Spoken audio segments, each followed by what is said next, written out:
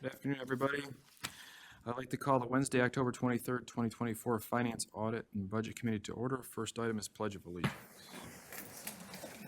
I pledge allegiance to the flag of the United States of America and to the republic for which it stands, one nation, under God, indivisible, with liberty and justice for all. Okay, next item is adoption of agenda. You need a motion to adopt. The agenda. Support Van Sickle. Moved by Romano, supported by Van Sickle. Any changes to the agenda? Seeing none, please vote.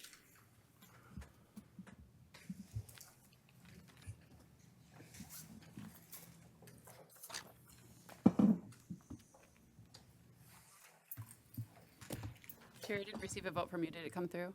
It did not. You can but try the I e-vote just option. e-voted. Yep, thank you. Motion passes 11-0. Okay, next item is approval of minutes dated October 22nd, 2024. Need a motion to approve. So move. Support. Moved by Haas, supported by Perna. Any updates or changes to the minutes, commissioners? Seeing none, please vote.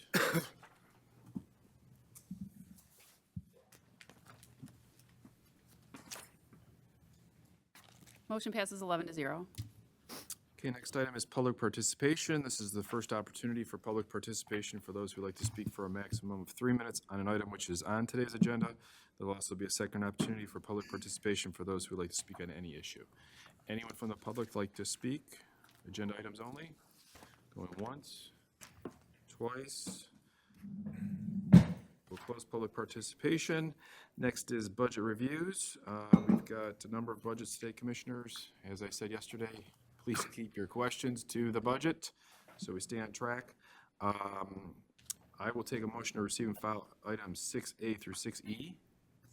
Support Nard. Moved by Commissioner Wallace, supported by Commissioner Nard. First budget today is the sheriff. And we have the sheriff here. Good afternoon. Okay. Good afternoon, Commissioners. Before I present the budget, I just want to introduce two of the new captains that are part of my administration that you'll be dealing with, or we'll all be dealing with if we're still here after November 5th. Ryan Rutan, Captain Ryan Rutan, he's taken over for Captain Steve Briney. He currently will have the Road Patrol Uniform Services. Ryan's been with us for a long time, and he's a great asset to our administration. And the other captain is Jeff Gornicki. Jeff has taken over for Lori Mish. He'll be the jail captain and handling all the jail issues. So I just wanted to introduce those individuals. So I'm happy with my budget. You guys got any questions?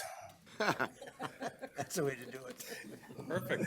So just real quick, some of the things that we asked for, some training, some jail expenses, uniforms for the blue coats, vehicle gas. Those issues were things that we looked at when we were presented with a budget that were underfunded in what we believe, what we've been expending over the years. And we believe, reviewing the current budget that's in front of you, all of those costs have been brought up to where we expect to spend in 2025. So I will not elaborate that much on that. New equipment, what we needed was another kettle for the jail. These big kettles are really the backbone to the kitchen in feeding the inmates. We've also asked for a Faro laser scanner. We have two of them currently in our unit, our evidence technician unit. The one's at the end of life, so we need another one. As you can have seen, have heard, we have picked up our evidence tech unit. Our crash team has increased its services throughout all of Macomb County. I mean, we are doing a lot more investigations for other police departments. We have been requested to do a lot of officer-involved shootings involving other departments. So when we get the call, our units go on out there and process those scenes. What else? We did ask for a mobile command vehicle. It was a healthy price of almost 1.4 million. but speaking with the executive's office and emergency management, it appears that emergency management has some funding for that, and that they're willing to purchase that vehicle, and we could wrap it with sheriff's logos, and we'll have access to it. So I wouldn't push that. The other things that I asked for were basically 4 new positions. One was a mechanic's position. Our fleet is increasing currently, and the use or the addition of a 3rd mechanic would help streamline things that are occurring and taking care of the minor stuff, the oil changes, brake jobs, minor repairs that occur to the vehicles. I believe that position was not added to the budget, but 3 new positions, a sergeant and 2 deputy sheriffs were requested. I plan on starting a crime suppression unit here in Macomb County. It'll start with our sergeant and 2 deputies. I already have a commitment from the city of Roseville to put a police officer in. I have letters of support from the chiefs through Macomb County, but we're looking to stand up a multi-jurisdictional unit that will be deputized by me. We will give the training, the equipment, and this team will go on out through all of Macomb County and deal with crime issues in the county, whether it's home invasions in a certain community or B&Es that are occurring to businesses, going out after drug traffickers, homicide suspects. It's well needed for a county of our size, and with all of us working together, we can make Macomb County a safer place. So, and I know that those 3 positions were in the budget, so I'm happy to get that started after the first of the year. With that, I will entertain any questions you might have. Thank you, Tony. Thank you for the presentation. Commissioner Hall. Thank you, Chair. Hi, Sheriff. Hello. When we, first let me say I talked to our chief about the crime suppression unit. He supports it 100%. He thinks it's innovative and creative and will help out in all of the municipalities. When we originally talked about that, I thought you had mentioned it was a unit of 4 and you're asking for 3. Well, did we have that right? It's 3 sheriff's personnel. We will have a sergeant with a supervisor, and we'll staff it with 2 deputies, and then we want to bring on the locals. Okay, because I Again. thought when you had brought it up last time during some presentation, you had indicated it was 4. No, this is my first time bringing this to you. I don't know if the county exec may have. You were talking about how many warrants you had and something like that. I don't, but if it's 3 you want, thank you. It's a start. That's a start. Thank you very much. That's all I have, Chair. Thank you. Sheriff, question in regards to your reimbursements on the revenue side. So in this budget, we've got about $1.5 million in reimbursements. And a few years ago, we were at $3.3 million. Come on up. Go ahead. Where's the shortfall? I mean, that's a big drop. Come on up here. Julie, come on up here. Yeah, there you go. Where are you looking at, Commissioner, so she can? It's the reimbursements line. It's in your revenues. Yep. I'm just trying to understand how our revenues are dropping so much when everything is going up.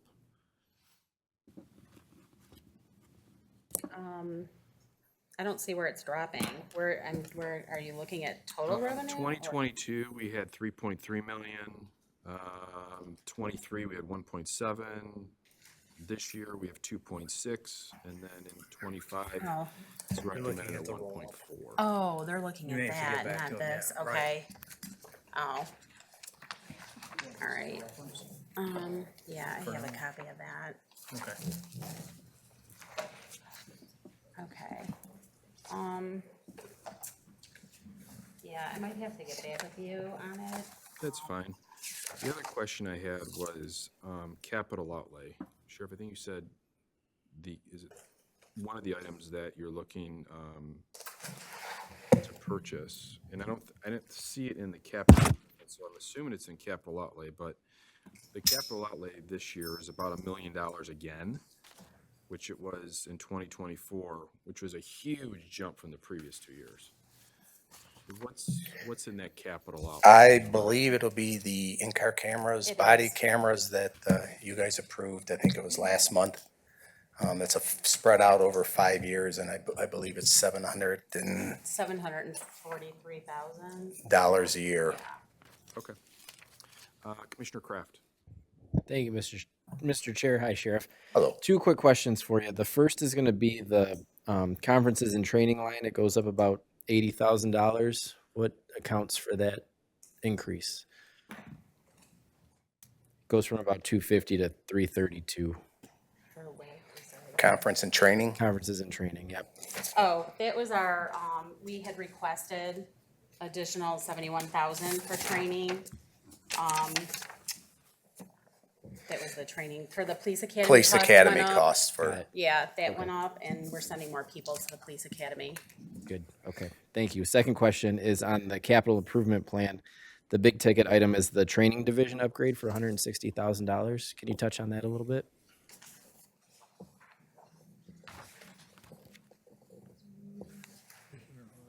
Where are you seeing It's in that? the capital improvement plan list of all the, It's not part of the police academy. I don't see where that's at on here. What page, yeah, Commissioner Well? What, it's just the separate plan with all the projects that the county is going to be doing Oh, for the upcoming yeah, year. it So when is. you get together with Oh, Thank you, Brad Steve. and get everybody, that. So which one? The training division upgrade. it must be IT.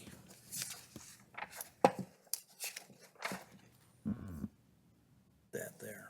I'm not exactly sure what that is, but that's something that the IT would have gotten together with them. Is that with IT? Yeah. I don't know if it's technology upgrade, I assume. Yeah, of we'd some have sort. to look at, I don't know if it's part of the capital improvement for when the new building and the training division. Yeah, you have to touch base with Jaco. Yep. Okay. Yep. Just get back to me on it Yep. when you can. Thank you, Sheriff. Thank you, Mr. Chair. Yep. Commissioner Ganem. Yes, Steve, that you wanted an extra mechanic, but it wasn't provided for you, is that correct? Correct. All right, so you're asking for an additional mechanic that's not in the budget. Right. And do you know what the cost of that is? 117,433. Okay, and the command center you're gonna get, that's gonna be through the no cost to the general fund? Well, it'll be through emergency management. I don't know where they're getting the funds. Brandon can discuss that. All I was told is he's gonna be able to buy us one, so. All right, that's great. When I hear that, I said, okay, move on, next. You have one already. Yeah, we have one from 2006. Yeah, I That's remember going I've through seen its it, end of life, so. Right, I remember you brought it over, we seen it, we got one in Warren just recently, but, I think that with a county this size, it's a must, you know, especially with all the stuff going on in schools and, you know, and who knows what's gonna happen after this next election, so, you guys are gonna be working hard, I think, you know, if things don't go right, so. Good luck with that. Anything else that you need that you, because obviously you're probably one of the most important, you know, divisions that we have here in Macomb County. No, like I said at the beginning, I'm good. I got everything with the exception of those two that I asked for, and that'll help us out, so I'm good. Do you think that in your new leadership squad that you're putting together, you think that 2 suffices? You think that you got enough with 2? Yeah, at this point, it's getting the team up and running. The goal would be, boy, if we could get participation from all of the police agencies, you know, you're gonna be able to have 2 teams running throughout Macomb County working on specific areas of crime. So, again, a lot of letters of support, a lot of departments are, you know, waiting till they can get fully staffed, but they do want to participate. Really, the only one that stepped up and said that they're going to be on board is Roseville right now. It's gonna be a very dangerous position. You're gonna be hunting down dangerous criminals, you know, people that have, you know, out there that are not gonna come easily. So just, I think training, obviously, so, They know how to do the job. yeah. All right, thank you. I have an answer on the reimbursements revenue. The difference between 22 and 23 was in 22, the sheriff's department collected all the revenue for dispatch, including law enforcement and school resource officers. And in 23, that was split up. So there's more revenue in dispatch, so that accounts for that difference. So what about in this year? So we had 2.6 million. It jumped up from 23 to 24. And that I'll have to look at. We had some more contracts in 2024. There was some more school resource officers that we were getting reimbursed for. As far as the recommended for 2025, I don't know why that fell back down, but that one I would have to do some more digging in. Okay, But as far as Commissioner- 22 to 23, that was the issue with that. appreciate that. Commissioner Van Sickle. Thank you. I was going to stand in for Commissioner Haw, Okay, I'll withdraw my request. only because you hadn't requested it. Sheriff, do you have any employees working from home? No, I wouldn't think the officers would be, but possibly office staff or something. no. We've been working since COVID. Thank you very much. Thank you, Chair. Okay, so I believe that's all the questions from pages C57 through C60. We'll move on to the Special Revenue Fund page D36 through D37. This is the sheriff grants, part of the budget. Do you have a copy of that? Are there any questions on these pages, commissioners?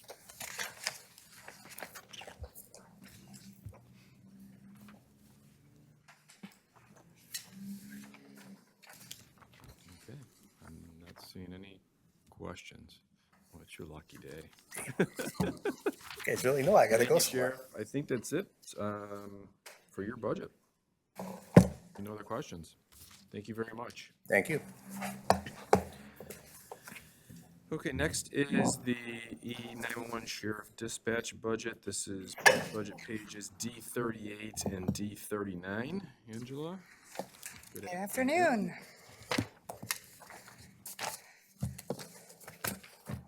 All right, hello. The E911 Fund, as you're aware, provides services to local communities through the collection and distribution of E911 state and local revenue, as well as providing dispatch services to the general county and local communities through general fund dollars and service contract revenue from the communities that contract with us for service. So for 2025, our expected revenue is $12,459,800. This figure is representative of the state surcharge collection, service contracts, reimbursements from the communities that we provide dispatch services for, and related to their maintenance cost of our shared software solutions. Other financing sources, such as transfers in from the general fund for sheriff's budgeted positions, as well as the possible continuation of the local E911 surcharge. So also, as you may recall, in January of '24, we obtained board approval for a budgeted adjustment to the increase of our capital outlay line item by about $1.1 million. This adjustment was intended to cover the one-time cost of the Atos new call handling solution. While the adjustment was made to 2024, the full amount was not spent during this fiscal year. So to ensure that the Atos project can be completed as planned, the remaining unspent balance is the figure listed in capital outlay for 2025.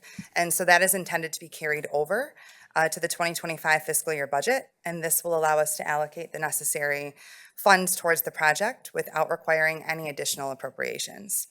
So in essence, this is not a new request for $1.2 million. It's simply a reallocation of funds that were already approved for this project.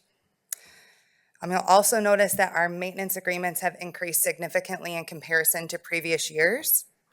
This increase primarily reflects the need to fund the continuous maintenance on our software solutions, costs associated to critical hardware systems, infrastructure, including everything related to our operations, dispatch, and administrative functions. And some of the key components of this budgeted line item include the ongoing costs associated with those, and support of our servers, workstations, and hardware equipment. So this also encompasses the cost of maintaining our network infrastructure and ensuring the security of our systems. So while the outhouse call handling maintenance constitutes a substantial amount of that budgeted increase, it's important to note that a significant portion of that cost is being shared between Shelby and Warren. As we've discussed several times, this shared cost is also reflected in our revenue line item for reimbursement, which will offset the overall impact on our budget. So in summary, the 2025 budget, I think we've been really fiscally responsible, and it reflects our commitment to providing effective and dedicated 911 services in the county. And I highlighted the key areas of investment and expenditures, and I'll take any questions.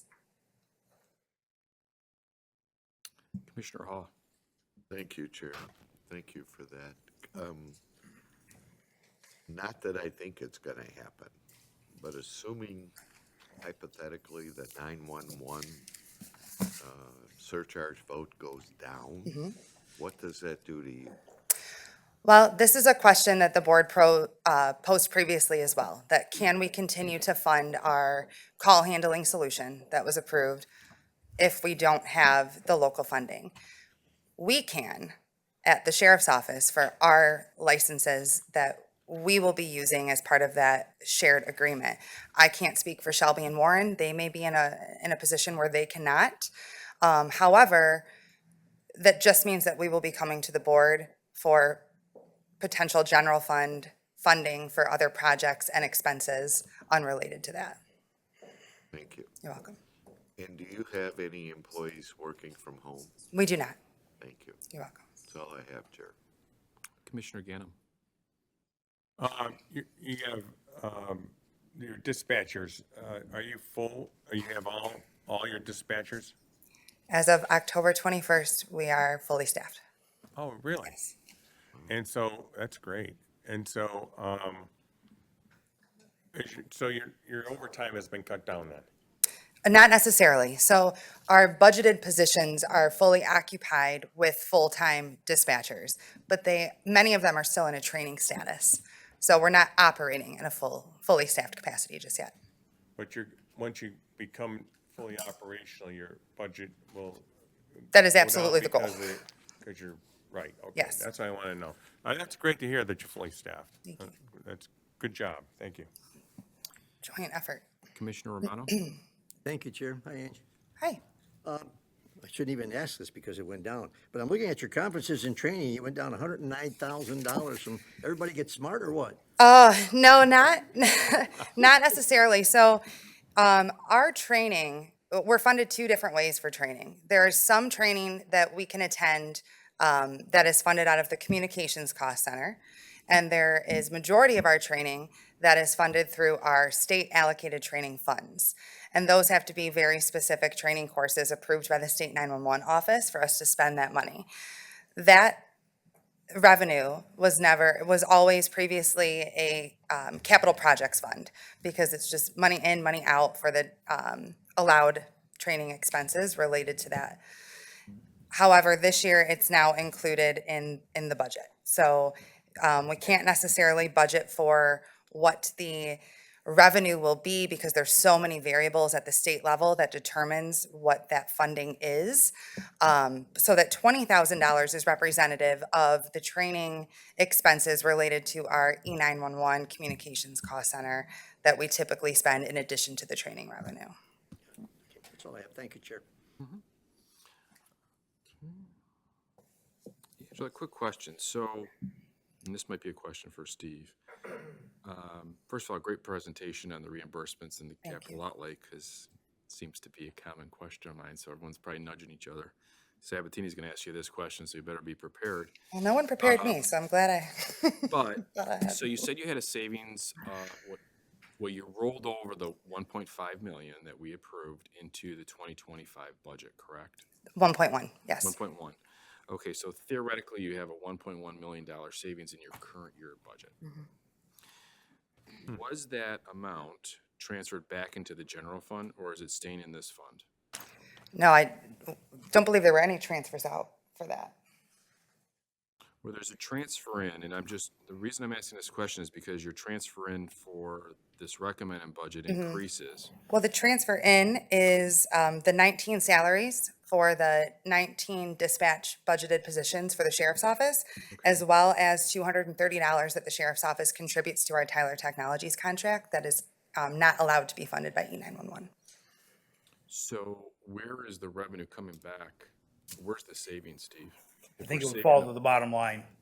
Okay, so So the you, fund what balance, would happen is your capital outlay expense would be reduced, and then when we made that budget amendment, I'm sure we basically, the offset would be a utilization of fund balance, so it would reverse itself. I'll make sure that's what's going on, but that's what I expect, is it would just fall to the fund balance. so when we approved it in this year's budget or next year's? You approved in January of this year a budget adjustment to our fiscal year budget for Okay. this year, yes. So then you'll make that adjustment, obviously, Steve, when, Yeah, I'll look at that, see how Yeah, that was you're written, but I expect it would just fall to the fund balance. okay, great, thank you. Okay, seeing no other questions on this budget, thank you, Angela. Thank you. Good job. Okay, next is emergency management. This is budget pages C29 and C30, and then also special revenues D8 through D10. Brandon, how are you? I'm well. How are you? All right. So for emergency management, we have three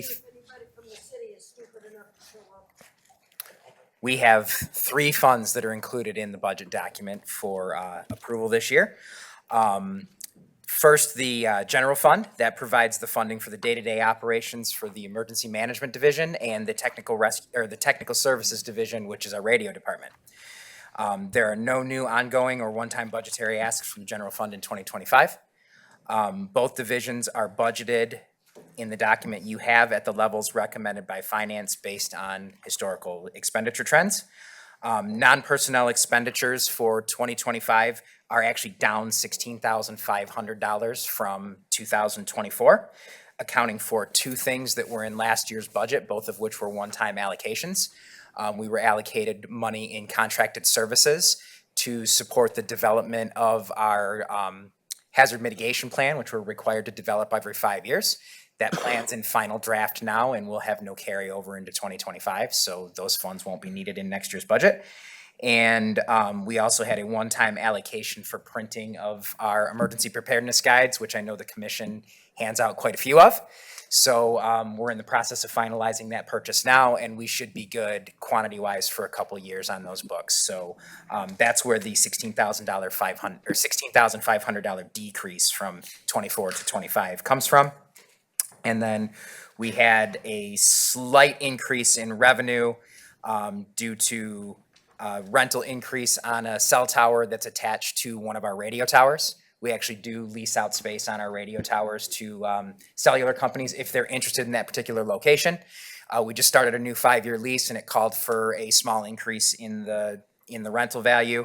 And then the reimbursements also went up slightly because the general fund is reimbursed from the radio fund for certain activities that our general fund employees undertake, maintaining the radio system, and those are basically being increased by the cost of inflation for 2025.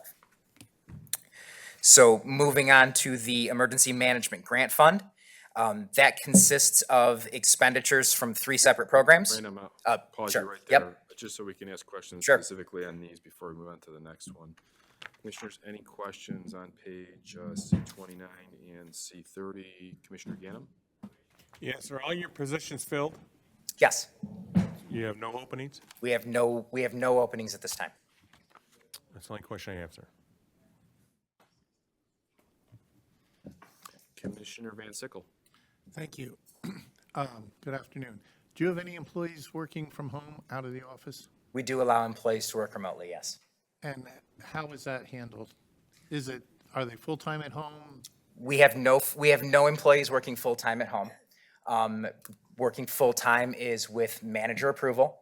It's based on workload, the ability to handle the work being proposed in a remote environment, whatever that remote environment may be. And first and foremost, it's decided by management based on our ability to staff our office fully and maintain services and points of contact for the public who may stop by our office or who may phone into the Do you office. have any kind of limitations on the amount of hours per week that people can request to work from home?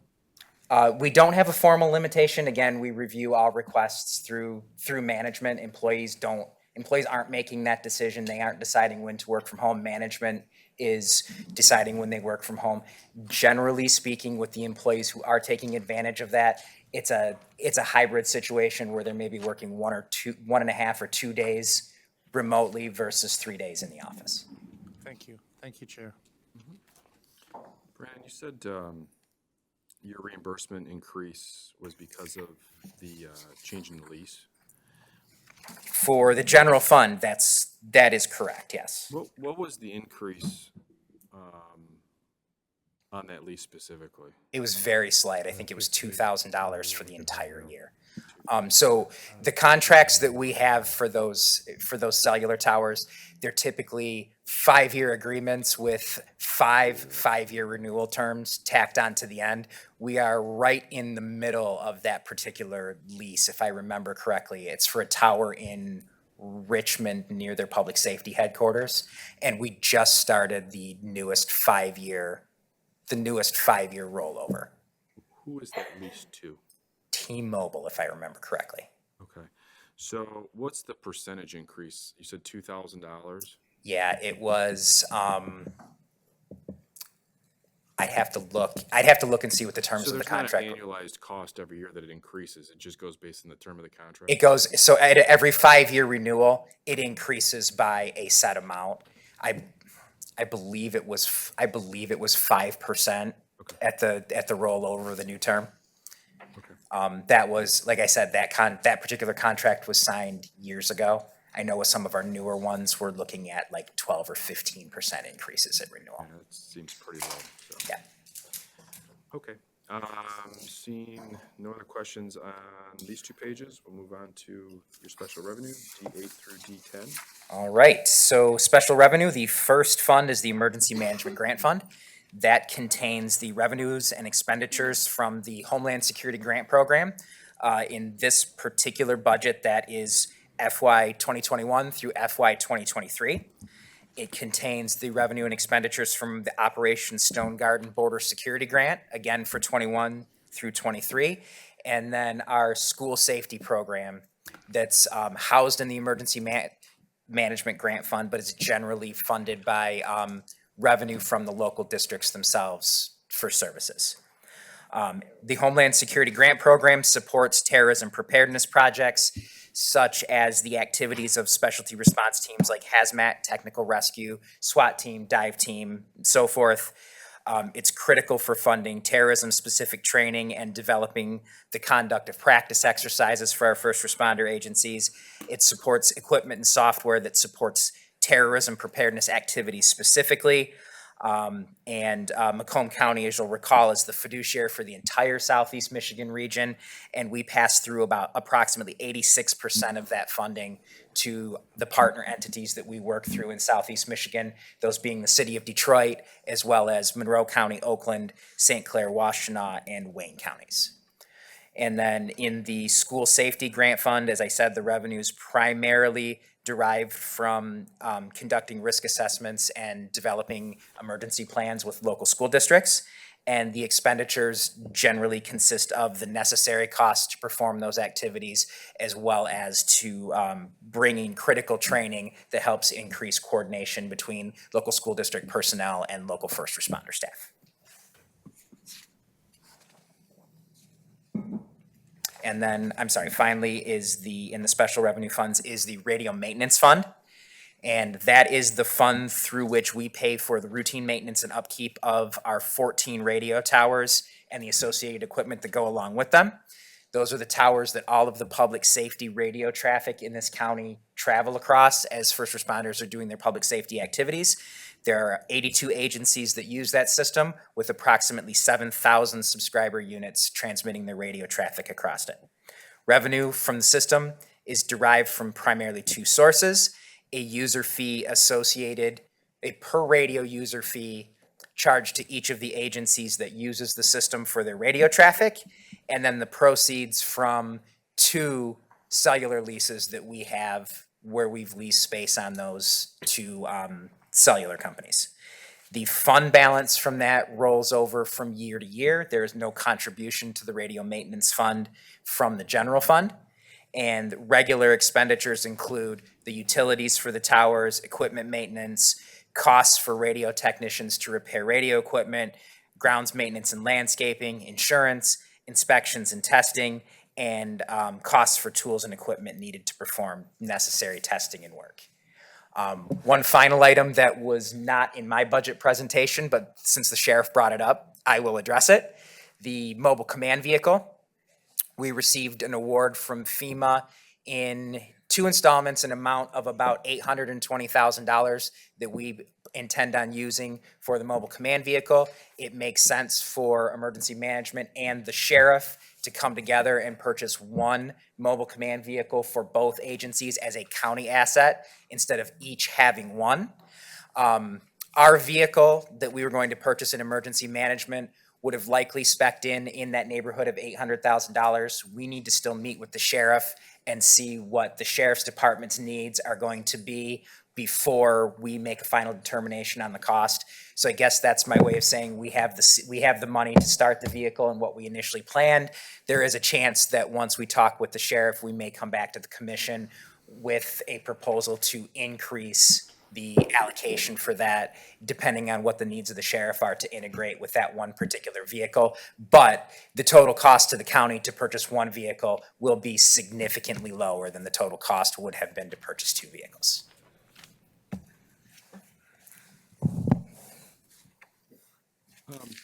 Brandon, quick question. In regards to just your expenditures. I was looking at last year's budget and your expenditures,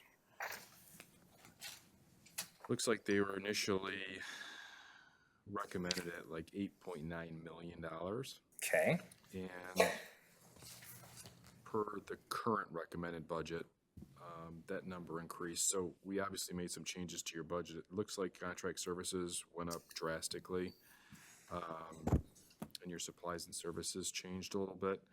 But what's the big drop specifically like in your supplies and services from, this year to next year? You've got $7.5 million to $150,000. I would have to look into that, but a lot of those have to do with the reimbursements that we pay through to other jurisdictions. And we don't know often in advance what we're going to be paying through to them in any given year because they decide on their Homeland Security grant expenditures. So we do our proposed budget based on our best estimate, working with our partners to see what we're going to be paying through to them. And I suspect that may have contributed to that number a little bit. I can certainly work with Steve, find out, and get that information back to you. I'm just trying to find what our true liability is, because I think I asked this question last year, and we had like a $3.7 million liability on the books, and now we're showing a $223,000 liability. Yes, So I'm just trying to understand what the true liability is. Okay, I will get into that and get the information back. That'd be great. Okay, seeing no other questions on this budget, we're all set. Thank you, Brandon. Thanks. Okay, next is Prosecuting Attorney. This is budget pages C50 and C51.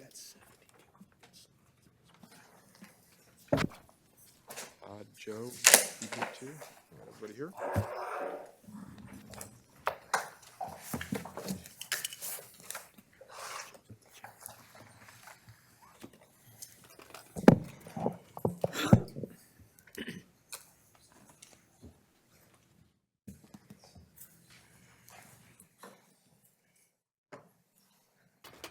Go ahead. Good afternoon, Commissioners. My name is Todd Schmitz. I'm Chief of Operations of the Prosecutor's Office. And also joining us today is Macomb County Prosecutor Peter Lucido. Peter Lucido heads our department. He's also the Chief Law Enforcement Officer of the county.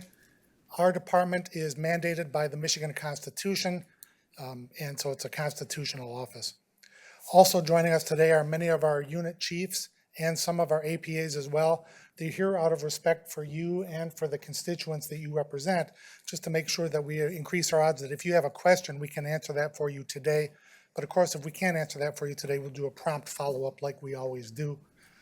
Our office does many things. We appear in many courts, from juvenile, district court, circuit, all the way up to the Michigan Supreme Court.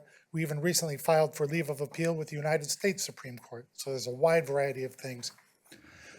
And it's helpful to know as you look at the resources that we've used and whether it would be a good use of resources if you give us what we're asking for, just how far we've come and how much progress our office has made in the last 3 or 4 years. So when we came into office, there was a need to acknowledge changing prosecution trends. Our special units needed to change with the times. Specialty courts, which are known to reduce recidivism and have a proven track record to address underlying mental health issues, they needed more resources. And so we had to address that challenge because those specialty court grants don't provide resources for prosecutors. In addition to that, there was a need to respond to the increased resources given to public defenders, millions of dollars. You see the Free Press article in there as prosecutors started to push back a little bit against that. But when those resources were allocated to defenses, of course, as they're needed to be, that also does require some resources on the prosecutor side because we have more motions, more appearance to respond to than we had before. We also had challenges with basic infrastructure needs, simple things like even numbering on office doors to more complicated things like moving assistant prosecutor offices so that people in the same units and same subject matters are actually near each other and can collaborate and prosecute better. And there was a need to address the tsunami of digital evidence. Our sheriff's office deserves great credit. They led the way in 2017 by being the first with body cams, but that opened up a wave of digital evidence and that needs to be dealt with. And assistant prosecutors were responsible for prosecuting modern cases, but with old and in many cases outdated technology. We had to come back and restore operations from COVID, and the final blow in our office was charges leveled against our prior prosecutor, 2 assistant prosecutors, and in which several staff members testified or were named. And so all of this boiled down to the bottom line of what we were facing with is a need for more resources and also a need to change culture, starting with the top, with the administrators. Our county has historically been one of the safest places to raise a family, and thanks to your support over the last few years, our team is working to keep it that way. There's a saying in our office that we say a lot, that's talented people like working with other talented people. It comes from Steve Jobs. And so what I'll do next is just briefly run through, because there's been so much progress, some things that have been done that may help you or prompt questions, or if you were wondering about some things in the office, just help when we get to the question and answer section. So in no particular order, our auto theft unit is more current than it's ever been. And that's under the leadership of Jeff Hall. And that's remarkable given the higher number of continuing criminal enterprise cases than that unit has ever had. Those are more complex, sort of like the state version of RICO racketeering cases. Our warrant unit under the leadership of JP Hunt, who's here today, is more current than they've ever been. Not only have they implemented new technology, but they've tripled the number of APAs who are reviewing warrants in Warren, Sterling Heights, Utica, Shelby. It's tripled over what it was before, and they are more current than they've ever been. We've got record efficiency in the drug unit that's under the leadership of Rebecca Kelly. The last I checked, there was only 1 pending out of custody drug unit to be reviewed. That level of service and turnaround by Becky is just hasn't been done in many years. There may be more that have come in the last couple of days. But that's in addition to some of the other services that she's provided, like drug courts and other things, to help fight the opioid crisis. Our child protection unit and CPU under the leadership of Stephanie Steger, this is another one. It is more current than it has ever been. Cases of child sexual abuse, rape, other things like that. These warrants are now reviewed more timely than ever. A year ago, there was a TV news article that did a good job of showing a problem in that area, comparing Wayne, Oakland, and Macomb counties. And the progress that has been made in that area by this entire team and this entire unit is nothing short of remarkable. And that's thanks to the resources you've provided. Another one that I know is close and dear to the hearts of the commissioners is our child support collections. Our child support collections have greatly increased. We intensified efforts targeting those who owe $5,000 or more. And just, this is a startling statistic. From 2020 to 2022, all of those years combined, the office collected $154,000 in child support targeting that area. Thanks to support from this board and the grant, in just the last 2 years, it's jumped to 1.3 million. That's from 154,000 to 1.3 million. Joe Biondo, Chief of Special Prosecutions, who's got some experience with Treasurer's Investments, said that's a better return than Warren Buffett has got, and that's thanks to the County Commission for supporting these efforts. You also helped us navigate a challenge that is national and statewide. There is a state and national hiring crisis when it comes to assistant prosecuting attorneys. It is so bad nationally that you can see on the screen there is a federal bill that was sponsored to specifically target and try to hire assistant prosecutors. There's an analysis that was done of the hiring crisis in Michigan counties of people trying to fill vacancies in prosecutors' offices. Prosecutors say low salaries, staff shortages are contributing to delays and backlogs statewide. New state funding isn't enough, according to some. Wayne County has raised salaries, offering paid parental leave. Our county executive has come and spoken to this board about the challenges of hiring and retaining workers and the focusing that they're doing. The Attorney General, you see there's a posting just today of trying to recruit. But thanks to this board, and we were able to reform our hiring procedures.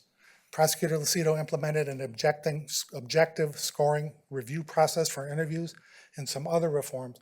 And as a result, we have filled all vacant assistant prosecutor positions in the office. We have 0 vacancies. In fact, out of 150 bodies in the office, when you count prosecutors and staff, including a couple of, you have 3 part-time employees, that's 3 bodies. We have 150 bodies. We only have 1 vacancy, and that's 1 vacant part-time office assistant that we're actively in the process of filling now. Again, that's because this board helped contribute to a climate where talented people like working with other talented people, and that has gone a long way in our office, as you can see. Applying the new reformed hiring process that was never used in our office before, we set out to hire the most talented people we get, and it turns out in our case, when we use this objective standard, over the last 3 years, 70% of the new assistant prosecuting attorneys we hired are women. That means if you're prosecuted in a case in Macomb County, it's more likely to be prosecuted by a female prosecutor than it ever has been before. In addition, more women have been promoted to unit chiefs in our office than have ever been done before. So that's a record number that has been done. We set a record for domestic violence warrant review. These sometimes used to stack up several years ago.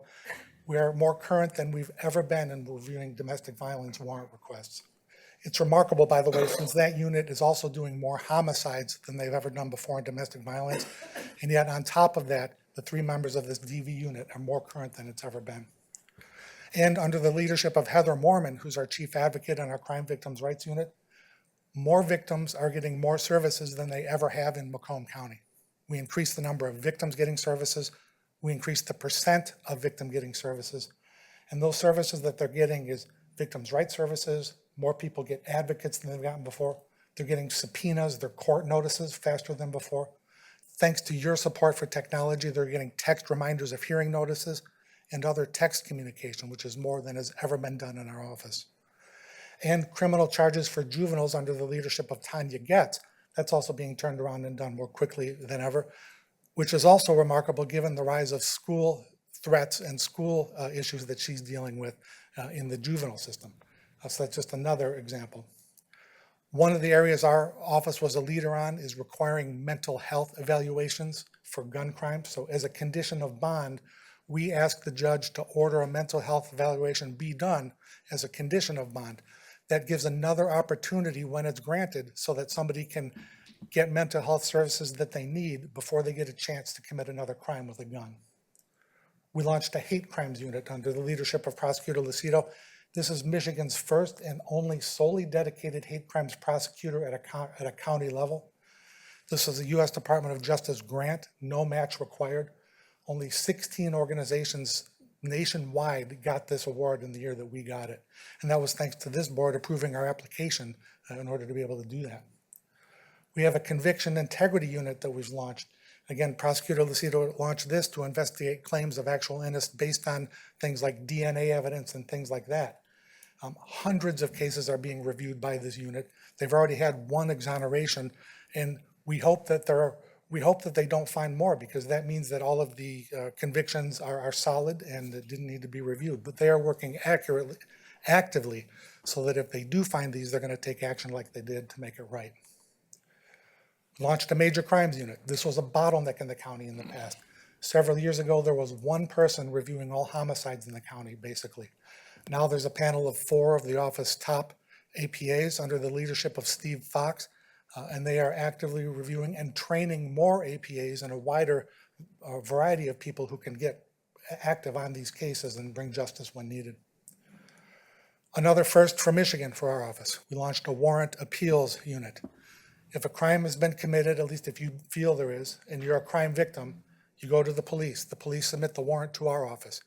If that warrant is denied, the victim or the detective now has a process and an opportunity in our office to appeal that decision. And that decision is reviewed from scratch so that we're going every step we can take, doing every extra mile we can to ensure that if the crime is there, we'll authorize it and prosecute it to get justice for that victim. It also helps give peace of mind for victims as well, because if we look at it again and still determine, sorry, there's not enough evidence here to prove that case, at least they know that we're taking them seriously and that they've been heard. Thanks to you, we now have modern technology to prosecute modern crimes. A couple different areas of this. Digital evidence management, again, thanks to the need that arose from all the body cams, cell phone cams, home security cameras. We have over 800,000 items of digital evidence in our system now. That's an increase of 50% just since last year. This stuff is growing exponentially. And we have a new case management system, again, thanks to you. That's the reason that our subpoenas are turned around faster than they've ever been, within 24 hours of us getting a court notice. Detectives can submit warrants online electronically and get notice back immediately when an APA makes a decision. Detectives can log in and see all of their upcoming court hearings in all of their cases. That was something that was never been done before. It was very difficult to coordinate all of that. And we've got better communication with our district courts than we've ever had. When we authorize a case, they're able to import that to their system without retyping the defendant and the charges. When they schedule a hearing, we're able to get that into our system so that we can get court notices to people even faster. This commission has even helped us with other basic technology needs. 3 years ago, we didn't have cell phones. We used our own personal phones. And in some units, when you're calling victims or witnesses, some witnesses can be dangerous. They were having to use personal phones. But thanks to you, you've granted us so that we now have all mobile phones and iPhones to be able to do that, communicate with victims. We didn't have basics like wireless networking in the district courts. That's thanks to you through the IT department, that now when we go to court with our laptops, we can actually do these digital evidence things and do these because that infrastructure is in place now and it wasn't there before. We've hosted more interns than has ever been done before. Our office has hosted now over 200 interns, and every semester we have another crop coming through. You may not be aware, but law students can actually conduct court hearings as long as it's under the guidance of an assistant prosecutor. And that helps us then handle different matters. They can do retail fraud or sometimes even more serious things, which helps free up some of the APs for the other more serious cases. Again, thanks to this commission, you've given us the Chief of Special Prosecutions and Chief of District Courts. That's led by Kumar Palapu. Kumar has done more for specialty courts with more hearings, more court days, more visits in court than has ever been done by our office. These take more resources because they're typically not held on the same days that we're already in district court on the other regular criminal docket. But they're proven to get results and treatment, whether it's mental health or drugs, for those who need it. And again, thanks to this commission, we've had very much success getting grants.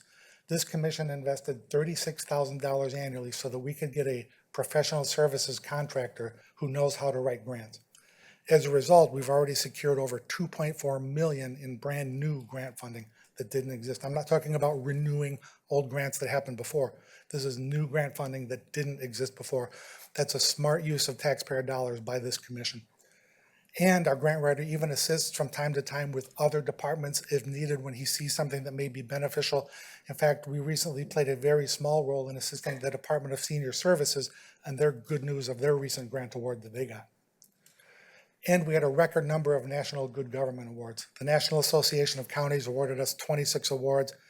The last year, this current year, was more awards than they've ever awarded to any county prosecutor in the country. And it's thanks to the leadership of this board, we've gone from an office that was in the national headlines 3 or 4 years ago for other reasons, to now an office that is nationally award-winning and known for these other things. It's come a long way. So I hope you get the point that we've been a good steward of the resources that you've given us so far. And so the next question is, okay, how are we specifically using what you've given this year, and what are we asking for next year?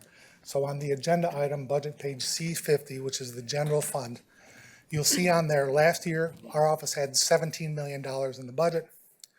The recommended is about 17.528. So the newspaper reported that we were getting an increase of $526,000. And while that's technically accurate, you should know on the screen what that is made up of. 355,000 of it is the personnel expense. Those are the built-in salary increases recommended by the county executive. And that was needed. That's one of the reasons we're able to retain people and why we have no vacancies. The other thing is 136,000 for internal services. Those are the internal costs. Again, those are controlled by the county executive. Out of that $526,000 increase, our net discretionary act that was granted in the recommendation is about $34,000 net. Basically, what that makes up is about $18,000 in extraditions. And what extraditions is, if you've ever seen the movie The Fugitive with Harrison Ford, where they're bringing back the prisoner from another state, that's basically what it is. We authorize warrant requests, they get picked up in another state, and we bring them back here for prosecution. Last year, we had one of those.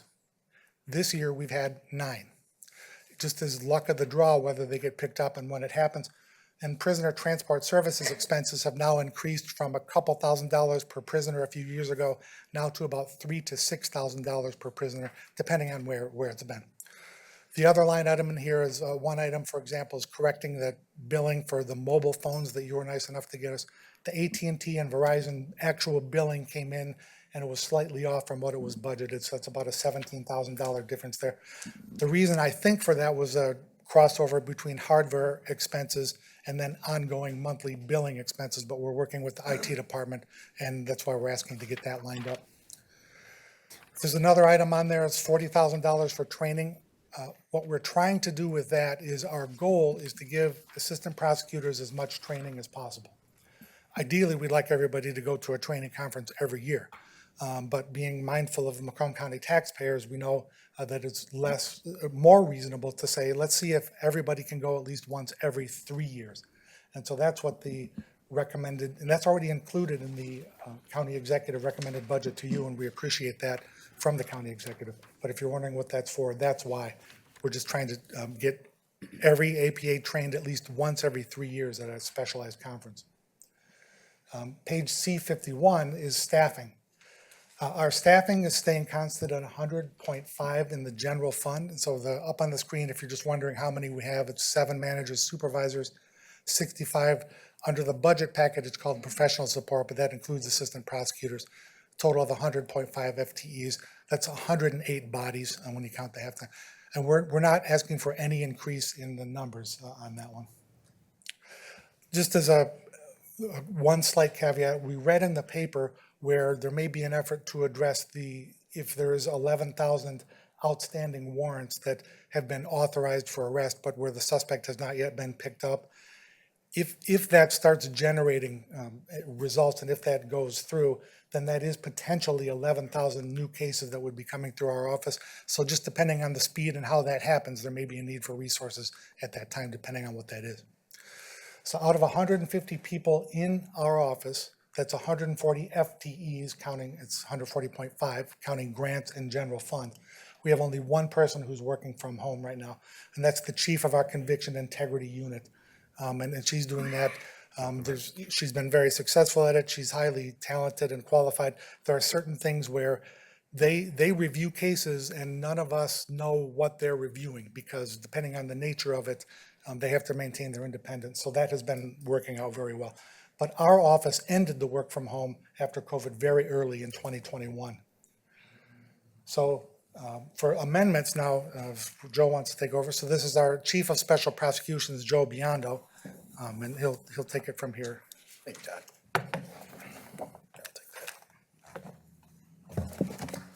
Good afternoon, Commissioners. Thank you, Todd. Just to continue, I just wanted to make a quick note. And so we use the same methodology we use in all our budget requests. So just like the conveying and extraditions and the correction to the cell phones, we provided business cases for a number of items that warrants review by this board, and we're going to be seeking the board to do amendments to address these issues that should be addressed. There's 7 general fund amendments that we're looking for the board to take up. The grand total cost could be up to 137 for those amendments. It's less than a 1% increase. It's actually 0.75% of an increase. And so jumping into it, The first item, what we're referring to as item A, it would cost $17,200. And as you can see, what we're trying to do is implement a bedrock principle that I've learned that this board has always stood tall on. And the idea is straightforward. I think all county officials would agree with this. County employees should be paid for the work that they're actually doing. We have an issue where our office manager, who's present, Angela Burke, is doing work that's better classified as a chief operations clerk. And so she submitted a request for reclassification. At the same time, we requested a budget increase to address this fix. And so from our point of view, there's two tracks going on. The employee submitted a reclassification request. The prosecutor's office is in support of that. We provided her a letter. She already filled out the JDQ and gave that all to HRLR on October 11th. So that track is progressing. So we have the employee saying, you know, my job is a better fit with this classification. We have her direct supervisor, the prosecuting attorney, says, yes, that's correct. Her coworkers, such as myself, Todd, other chiefs say, yes, this is all objectively true. So I expect HR to approve it based on an objective review of that application. And I'm raising it here as an issue for this board to address because as referenced in the slide here, MCL 4931, this board, as the ultimate budget authority, has to say at a predetermined time, these are necessary and proper positions. So our hope is HR approves it because objectively the reclassification is warranted, and this board adopts the amendment to incorporate that into the 2025 budget. And again, it's based on the fact that it's the objectively correct thing to do. And if the board would like, we could forward the copy of the reclassification request that she submitted to the entire board. I'll get with Crystal afterwards to see what the board would like us to do on that one. Moving on to item B. This is a zero cost, really a corrective action. So there was a mid-year budget adjustment. The exec agreed, the board agreed. We converted a paralegal to admin coordinator. Again, because of the special statute that's in connection to the prosecutor's office, we just want to make sure that the front section of the appropriations ordinance clearly references that, yes, a +1 admin coordinator is necessary and proper, and for the paralegal position to be removed. Item C, this is an issue that really is, we want to bring the board to the attention that we would like to do a minor remodel project on the third floor, the counter primarily where we interact with individuals that we have paternity actions or child support collection actions on. Right now, it's not an efficient use of the space. You have a kind of like a waiting area, and oftentimes it's not used, and so we could repurpose that. We can reuse a piece of the front counter space and the handicap accessible window that's already there. We had a walkthrough with F&O. They provided an architect. I have an email from Ben Trippa, the director of F&O, indicating he's supportive, that he discussed it with Mark Delden. Based on that conversation with Mark Delden, the chief deputy executive, it seems to be support that, yeah, this makes sense, we should do it. And we just want to let the board know that, you know, we'd like this project done, ideally end of spring, early summer. And we're asking the board, if possible, to do the amendment or approve it through the capital improvement budget like most other departments do for remodels. But we put it in here during our budget presentation just to say, hey, we want you to be aware of what's going on with this. This is an ask for 2025. If for whatever reason we can't do it through the capital improvement budget, then we'd like you to consider as a plan B to do it through our budget. So moving on from that item, item D, this is a rather straightforward item. We did a whole business case with this board last year during the budget process. Ultimately, this board voted and provided $42,500 for contractual services expense, and we're asking for that to be restored for the same reasons it was approved by the BOC in the 2024 amended budget. I'm more than happy to discuss at length any additional information you want on that item offline. Item E, $25,000. We're asking for contractual services, marketing, promotion, but only because that's sort of what we're limited to. Really what this is a community outreach line item.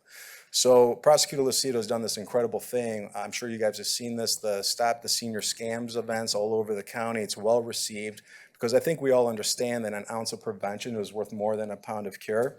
And so the idea here is we want to ramp this up, not just for senior scams, but domestic violence prevention, stopping violence in schools, child support collections, and whatever else we can kind of build public support to get behind this idea of an ounce of prevention is worth more than a pound of cure.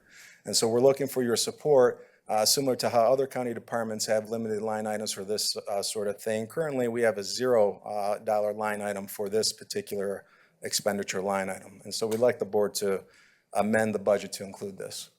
Item F is relatively straightforward. We expect the costs to go up in addition to us probably using this line item. So we're asking for a $5,000 increase for postage and delivery under the operating expense section.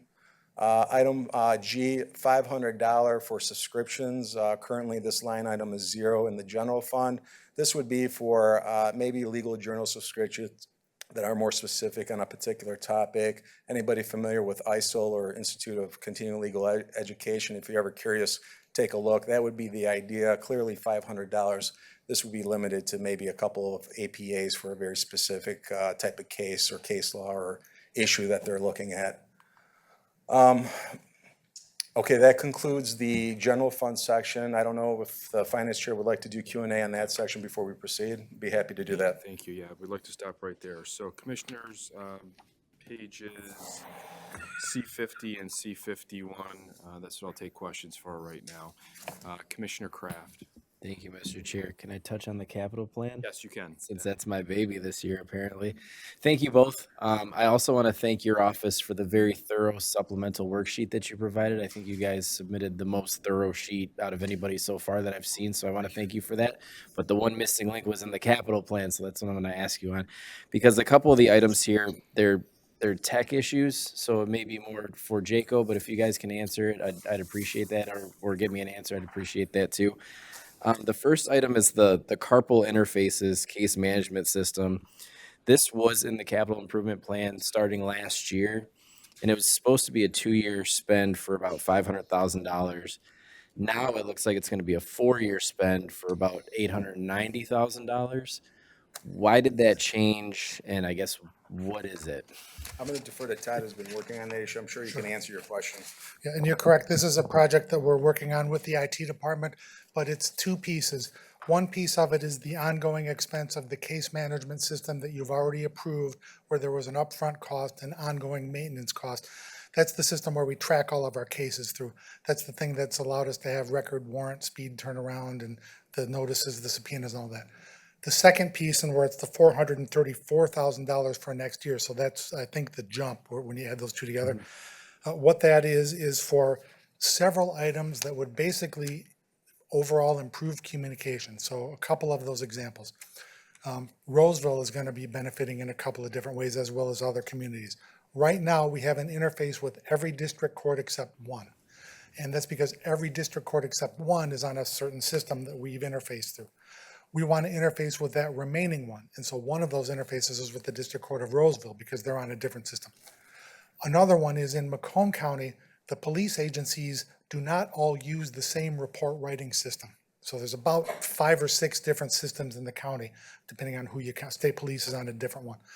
This board has already approved the first 5 that use the biggest, and so that's Clinton Township Sheriff's Office, New Baltimore, Sterling Heights, and Chesterfield. That was the first one using the New World system, and we're going to be going live with that interface by the end of the year. Some of this $434,000 includes money to bring all the other police agencies online next year with their system. It's about 3 or 4 different systems in doing blocks. In addition to that, for years, it's been talked about, I've been with the county about 20 years, and it's been talked, why do the police type crime information in police reports? And then that goes to the prosecutor, and the prosecutor types the same information. And then that goes to the district court, and they type it. And that goes to the county clerk and clerk. If you were looking to design something from the Department of Redundancy Department, that would be the way to do that. And now what this interface also includes in the 434 is an interface with the circuit court. So now the circuit court will get the same benefits that the district courts already get. When we arraign somebody in circuit court, they don't have to retype the charges of the defendant. When they schedule a hearing, that enables us to get subpoena packets in the hands of detectives within 24 hours of a court scheduling a hearing. That kind of turnaround is unprecedented. Another piece of it also includes streamlining the way sentence guidelines are calculated. And so there's a way to automate some of that a little bit better. And then a couple of the minor pieces in there is how to better use our existing system. So we would include having 2 people from our vendor come in for 3 days next year. That's about a $10,000 cost of the 434, to look at our system, how we're using it, sit with people in the office. And for example, they can say, we notice to handle a case, you guys are doing A, B, C, and D. Why don't you just do A and E and make it better for everybody? And so that's the kind of thing they're coming through. And last is transparency. Because I know that'll help. The board is big on transparency with budget, as is Prosecutor Lucido. The nice thing about our system is it collects data. One of the challenges with systems like this is in order to get your data, you have to pay for it. I'm shortening that saying. But we're able to get reports. We can have custom reports. And custom reports, once we have them, we can keep them and use them as often as we want. But those reports cost $1,000 each to get various things. So as we find new ways to get information, maybe we need to group it differently for grant applications. Maybe we need it differently for the finance department or for the state. So that includes $10,000 for 10 custom reports next year as well. So that's in a nutshell. And one last thing on the tech. There's a staff person that is actually in the IT department budget, which isn't technically capital projects, but it's related to us, so I thought I'd mention it. There's I think it's called a systems technician or a systems specialist is one of those. And that's so that person would be in the IT department, but dedicated to servicing the prosecutor. As an example, we just this year submitted to our business analyst in the IT department 174 service requests. That's not counting trouble tickets or other things that he's on premise for, just 174. That is 3 times the amount of the next highest number of any other person at the IT department. And so that's why JACO agreed with this. Okay, thank you. And then last question I have is about the kiosk check-ins for the courts. On last year's plan, we had it down to do in 2025. On this year's plan, we're pushing it out another year to 2026. Do you know why we keep pushing that down the road? The IT department had to make everything fit in their budget. They asked if that could be moved back, and we determined that the interfaces with the police departments and the circuit court was a higher priority. Sure, got it. Thank you. Thank you, Mr. Chair. Commissioner Hall. Thank you, Chair. Great presentation, guys. First, I want to reaffirm what both of you said, that you're fully staffed right now. Is that correct? That's correct. Fully staffed for APAs, fully staffed for the support staff, with one exception out of 150 bodies in the office. Currently, the only vacancy we have is 1 part-time office assistant, and that part-time office assistant will be filled soon. Every full-time position is full, and that's because talented people like working together. 39 positions that have been obtained through grants. Is Yes, that correct? that's correct. Okay. You know, near and dear to my heart is the child support unit. Phenomenal job there to almost triple the amount collected over a period of time to what you've collected now.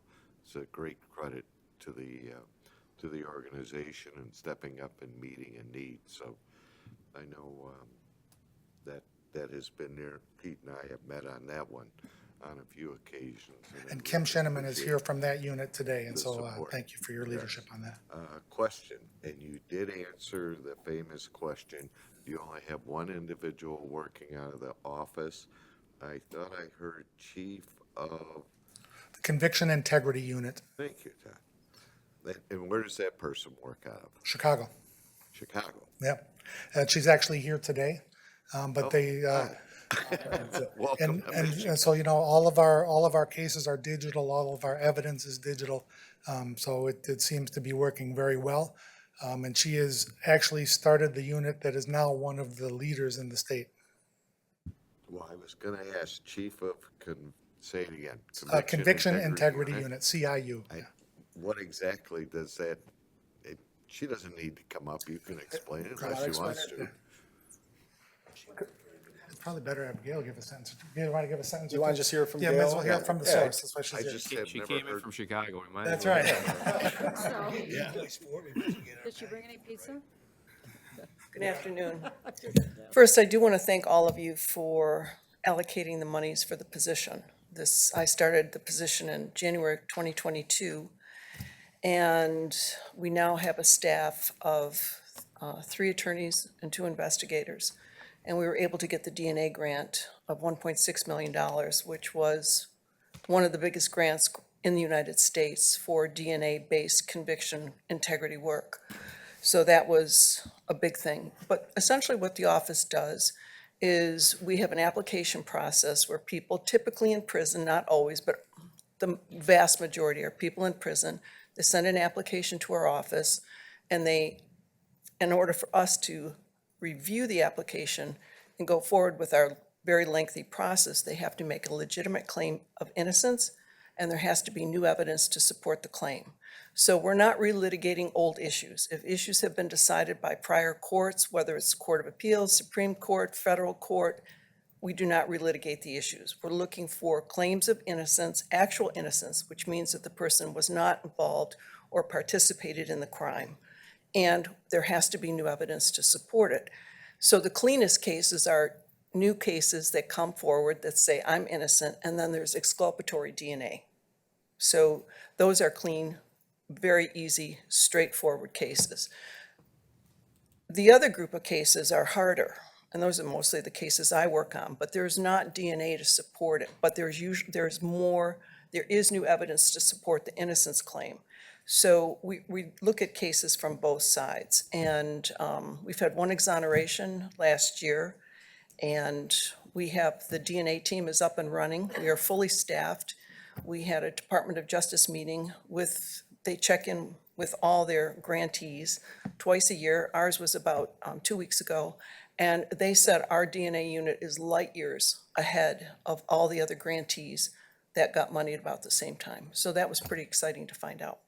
So that's essentially what we do.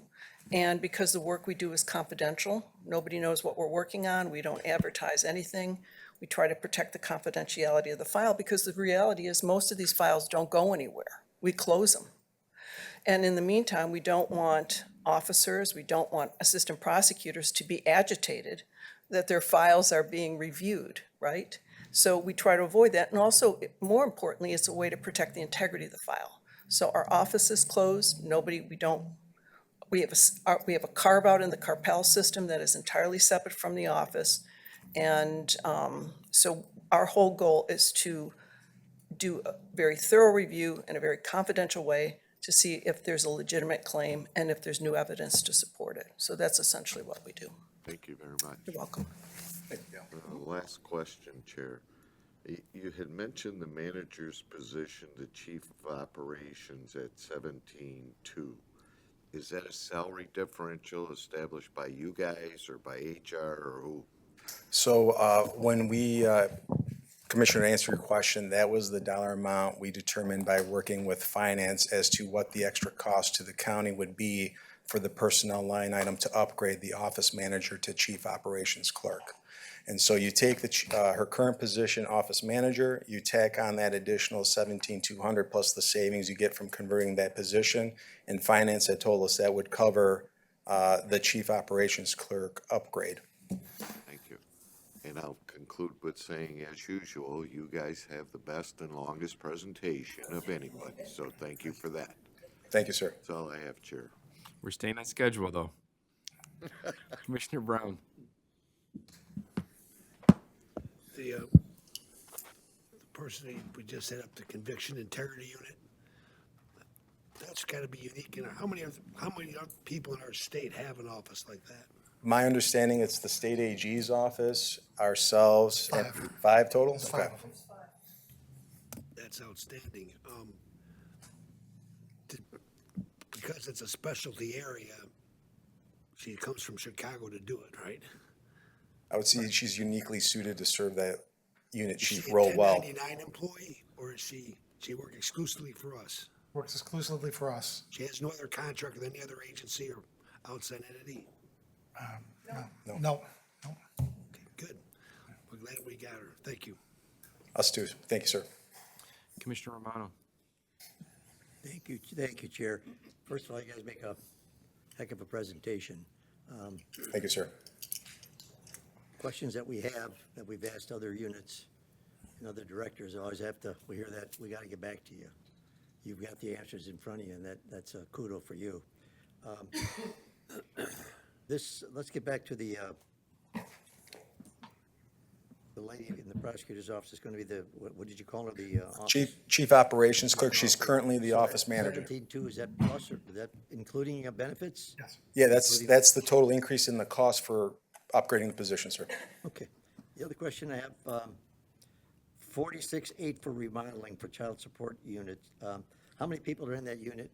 If in fact you did get the remodeling, how many people would be leaving, what, the third floor and going to the fourth, or the fourth to the third? So just to be clear, the remodel project involves moving the counter space essentially to eat up the waiting room area to create, I believe, 4 additional rooms. Now, these rooms, ideally, we could use for the child support staff to meet individually with someone that needs to work out a payment plan, and we think that would be more conducive and increase security. So the idea is we would convert the square footage of the wasted waiting area into 4 rooms on the 4th floor and kind of rearrange the counter to do that. And so as far as moving people into that area, I provided a potential to Ben Trippa, and he's reviewing it with the architect, and he's supposed to finalize the plans and get back to me. To answer your question, though, we may not move anybody. We might use those 4 rooms we create from that square footage as meeting rooms for the staff to meet with child support payees. Now, we do have staff because we've been able to add staff with the grants. Some of them work basically stacked together in cubicles. We may want to move some people into those extra rooms that we create through this reconstruction project. We'll determine that once it's finalized. Hopefully that answers your question, sir. Well, it does. I just wanted to see, you're jam-packed where you're at. I mean, everybody's bumping into everybody. I've been up there. I think most of us have been up in there. And the idea is if we're going to put out that kind of money, I'd like to see some people moved around so you get some space to breathe. Okay, you've answered that question pretty much. HR. The other one I have is this $25,000 for marketing, and I'm going to be very honest with you. When I first saw that, I thought to myself, and I see our prosecutor here is giving me that fisheye. I thought that was promoting Mr. Lucido. But you know what? I'm going to take that back, and I'm going to tell you my personal feelings. I think it's going to be $25,000 well spent, and I'll tell you why. I'm a firm believer that if we can get to our young people, and that'd be in schools, that'd be when they have their general assemblies, and let them know the penalties involved for these goofy phone calls that they're making about shooters on premises, or if they're bombing it. And I think if we get to the youth and in these general assemblies, by this marketing, if hopefully that's part of it, that these kids will realize they better quit screwing around because they're going to pay the price. And I think it's going to be money well spent. So I'm going to do a complete turnaround, and I really think it's probably a very, very good idea. That's all I have, Chair. Thank you. Thank you, Commissioner. One quick question.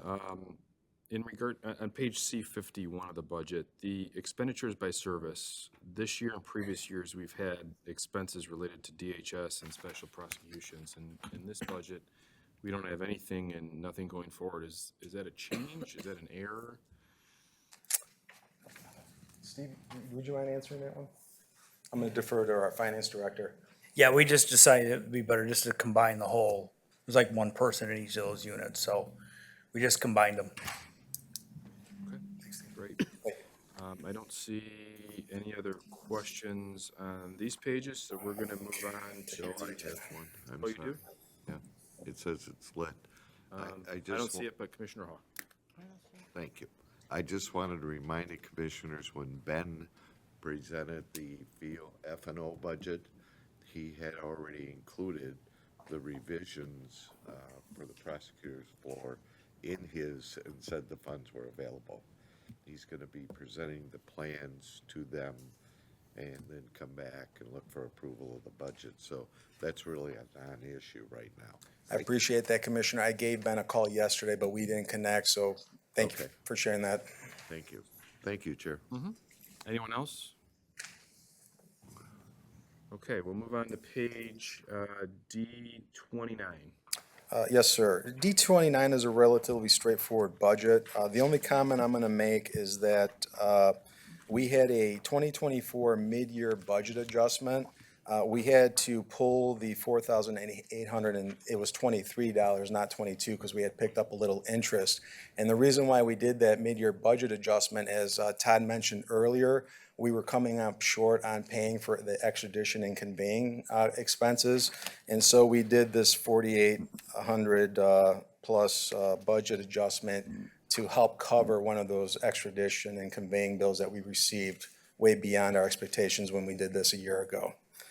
So the fund has been zeroed out, Joe? Correct. Yep. And my understanding is what happens is finance next year through that budget process, they'll provide the updated info. They'll pull it in April of next year, and then that'll get addressed through next year's budget process. Great. Any questions on this page, commissioners? Nope, seeing none there. D30. Let me just cycle through here.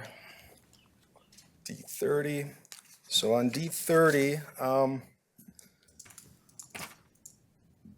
this is effectively two budgets being rolled up into one. You got the local drug forfeiture and the local vehicle forfeiture. We just continue doing vehicle forfeitures.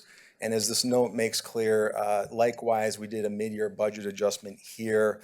We had to pull $2,088 to make payable towards one of those extradition and conveying bills that we received. We also pulled $8,500 approximately for a Stop Senior Scams Teletown Hall. Regarding this budget sheet, I'll go to the next slide. We are asking for an amendment here. It's at zero cost. This is really a correction. So when we met with the exec, our ask was to have a $50,000 line item for contractual services, professional services, and we told them specifically what this was going to be used for was for teletown halls. When I came before this board earlier in the year, I had mentioned that we were going to work with IT to see if we could do it through their budget. Ultimately, that didn't work out. That's fine. You know, we're asking to do it through our local drug forfeiture budget, essentially. And so we're looking to have that $50,000 that I think we asked to put into contractual services, professional services, but the exec put in for capital outlay. And so we're looking for that correction. From our point of view, it's a correction. That $50,000 that we asked for should have been in contractual service expense, professional services. And that, again, is to pay for teletown halls that we can't get paid through the grants. That's all I had to say on that section, so I don't know if you want to stop for questions. Okay. Any questions on page D30, commissioners? No, we're good, Joe. All right, moving on to D31. D32 for grants. Yep. Something to keep in mind on this one, D31 and D32, it's essentially rolling up 5 grant budget sheets. You got the Auto Theft Prevention Authority, Conviction, Integrity, Cooperative Reimbursement, Hate Crimes, Crime Victims, and COSAP, or the Family Against Narcotics. There's some increases overall in terms of the line items. I guess highlights personnel, that's an increase of $75,000. That's primarily a function of the 3% increase and the elimination of a part-time prosecutor position that we're going to be asking for a budget amendment on to get restored. This is a snapshot of basically what we have there under the 2024 budget, 40 full-time employees. That works out to 41 bodies under the grants budget sheet. And so what we're asking for is for a special prosecutor part-time to be restored to the 2025 budget. It was not included in the recommended budget, but it was in the 2024 budget. So what happened was Families Against Narcotics, they got a grant, a COSAP grant. And this grant was slated to run through this year, and they were able to get that extended into next year as well. And so we worked with Judge Linda Davis and her finance director, Dunya, and we confirmed that there's sufficient grant funding to have this position funded by the grant 100% January through May, and they're going to be applying for even more grant money in January. The issue, or what we want, is basically the restoration of this grant-funded position, and ultimately what we would like to do is address it in the following manner. We want to add the $32,000 that Judge Linda Davis or Families Against Narcotics confirmed that they can pay to the county for January through May of next year. And then we want the county to cover the back end, or the last 7 months, of $44,800 as a transfer in from the general fund. The hope is when they apply in January for the grant funding, they get it. We find out in June, we come back for a budget amendment, removing the transfer in from the general fund and fully funding it through the grant. Because this position currently is fully funded through the grant. And so the idea here would be, this would be essentially us putting into the 2025 amended budget our contingency plan with the hope that she's successful and we come back with a budget amendment in June or July to remove the general fund contribution. And so that's our ask on this budget sheet in terms of what the amendment is that we're looking for. Judge Linda Davis was kind enough to send us a letter of support. She confirms what I just relayed to the board, and we will forward this on to Crystal so she can distribute it to the commissioners later today or tomorrow morning. I just got it yesterday. And that concludes my presentation on D31, and happy to answer any questions. Any questions on page D31 or D32, commissioners?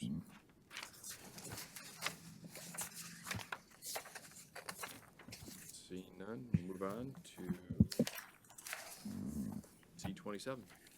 C27, I didn't have anything to state on this one. Todd, did you have anything to say? No changes. This is an odd one because it's technically under the district court budget.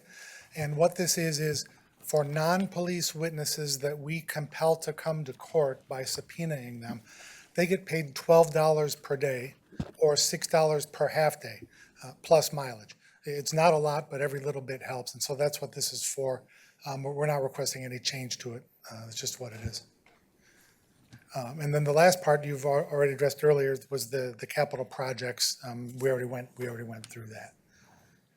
So thank you, commissioners, for your support and for listening to our request. We're happy to answer any additional questions. And I also wanted to give the prosecutor, of course, a chance to make a closing statement, unless there were any other questions. Any other questions, commissioners? Commissioner Brown? Going back to the capital issue that Commissioner Kraft raised with you, did we approve the second phase of that, or is that in the F&O budget? Steve? Talking about the IT capital. For the, There are two pieces there. yeah, so the first part, the initial Carpel case management system, that was approved and has been implemented. The part that you haven't yet approved, right, that's on deck is the 434,000. So you're asking for the expansion today, or has that been in? Yes, that's the capital improvement plan would include all of those interfaces thing we mentioned. That's built into the 434,000. If you look in that column for 2025 on the capital improvement plan, that's what that's. Is that second phase in the executive's recommended budget for the Yes, expansion of Carpel? yes, those items are in That's there. what I Yeah, it wanted is. to know. Yeah, Yes. yeah, I'm sorry, yeah. That's not additional dollars beyond what was already It's a out. good program. We're all supportive of it. Just wanted to make sure that, you know. Yeah, we're doesn't get thankful ahead of us. to the exec for that. Commissioner Zinner? Thank you, Chair. In regard to what Commissioner Romano was saying about the media situation you're thinking about, I agree with what the Commissioner said, but if you do something like that, I think it would be ideal to end with kindness and love and showing family and friends being kind and nice to each other, and things that bring it to a heart mode, and things that some children may not see as much, and might be something ideal. Thank you very much, Chair. Thank you for that, Commissioner. Casey, no other questions, prosecutor? The team has done a great job. Oh, I know. That's why they're at the helm. I want to thank you for taking the time to look through this, but I want to thank my team. Without teamwork, you're nothing. And I can tell you firsthand, since I stepped foot in this arena, as well as the office, I haven't had to see you too much more, have I? It's been running very smooth. It's because of the support of this team. This team makes that place rock. The police officers and the agencies in the county, we've had a stellar relationship. In addition, we have what I consider to be this gelled relationship where we call each other and we have online the opportunity to go ahead, answer the questions. I'd like some of you to just see the training we do with police officers. It is by far the best training that we've had, because we get schooled and then we bring that to them as to what we expect, how we expect it, and what is the right way to do it so we can make our cases.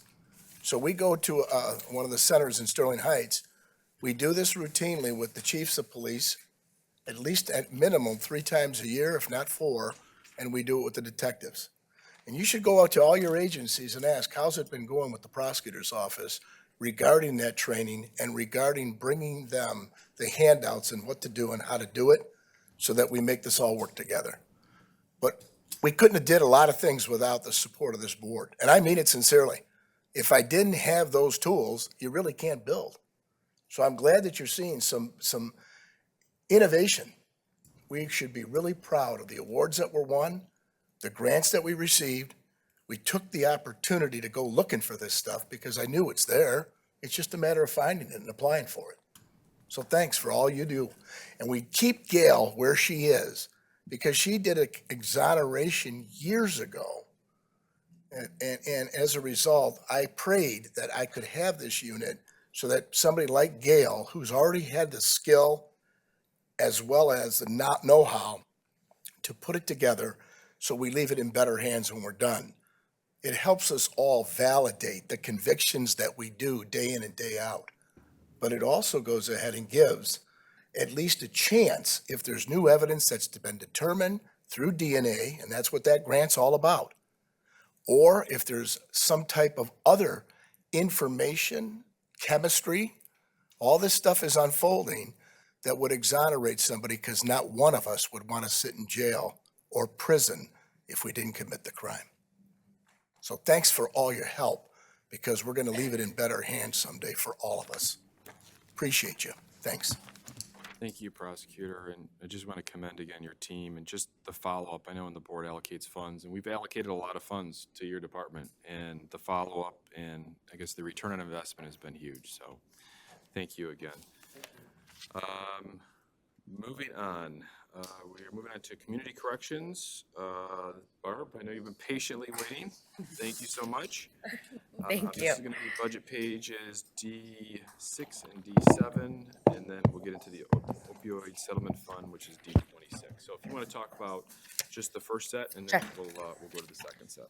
Sure. The first portion of that is our MDOC Community Corrections Grant, which we received notice that we were given the entire amount that we requested this year, which was $1,892,218. Sometimes that is different on our budget documents because we're estimating what we're going to be requesting, or finance is estimating.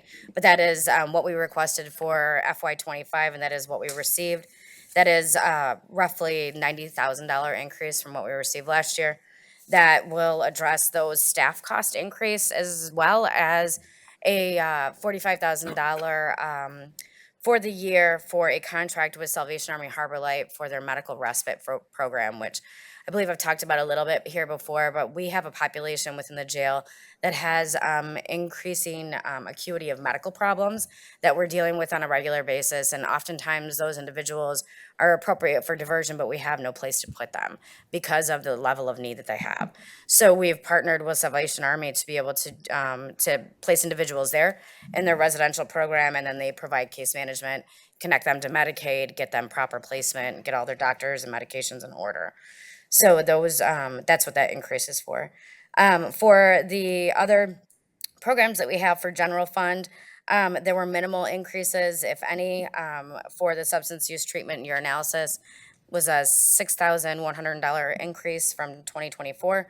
Felony urinalysis, which is used for probation, drug testing, additional treatment beds for individuals who are ineligible. And then additional electronic monitoring. I know every time I see you guys, I talk about tethers because it just keeps going up and up and up. So the majority of those dollars are used for that. And then the tether program, which is the 2.4 staff FTEs for the pretrial supervision program that staff those electronic monitoring and report back to the court when there's violations. That was decreased $6,900. And again, I'm assuming that just had something to do with changes in different costs for staff. And that is the overview for those. Thank you. Commissioner Haw. Thank you, Chair. Hi, Barb. Hi. How many individuals go through community corrections on an annual basis. Would you have a number for that? Yeah, for all of our programs combined, over 3,000. 3,000? So, yeah, we, depending on, like, in terms of just this last year, and my annual report is in my bag, but roughly, what we're looking at is we do about 2,400 pretrial assessments. About 1,200 individuals that we see for those assessments end up on supervision with us, but that's separate from our clinical department that does full biopsychosocial assessments and recommends substance abuse services, which that's probably about 1,200 a year. And then we also, in addition to that, see felony probationers that we're completing assessments on and recommending for drug testing, different treatment components in the community. So yeah. On your budget for personnel, 2023, it was 1.7, 2024 was 2. What happened? We're, in terms of increased staff, is that what you're? Well, I don't know that it's increased staff, because when I look at the numbers for total position count, they're the same. From 2023 to 2024 to 2025, yet personnel costs went up 300,000.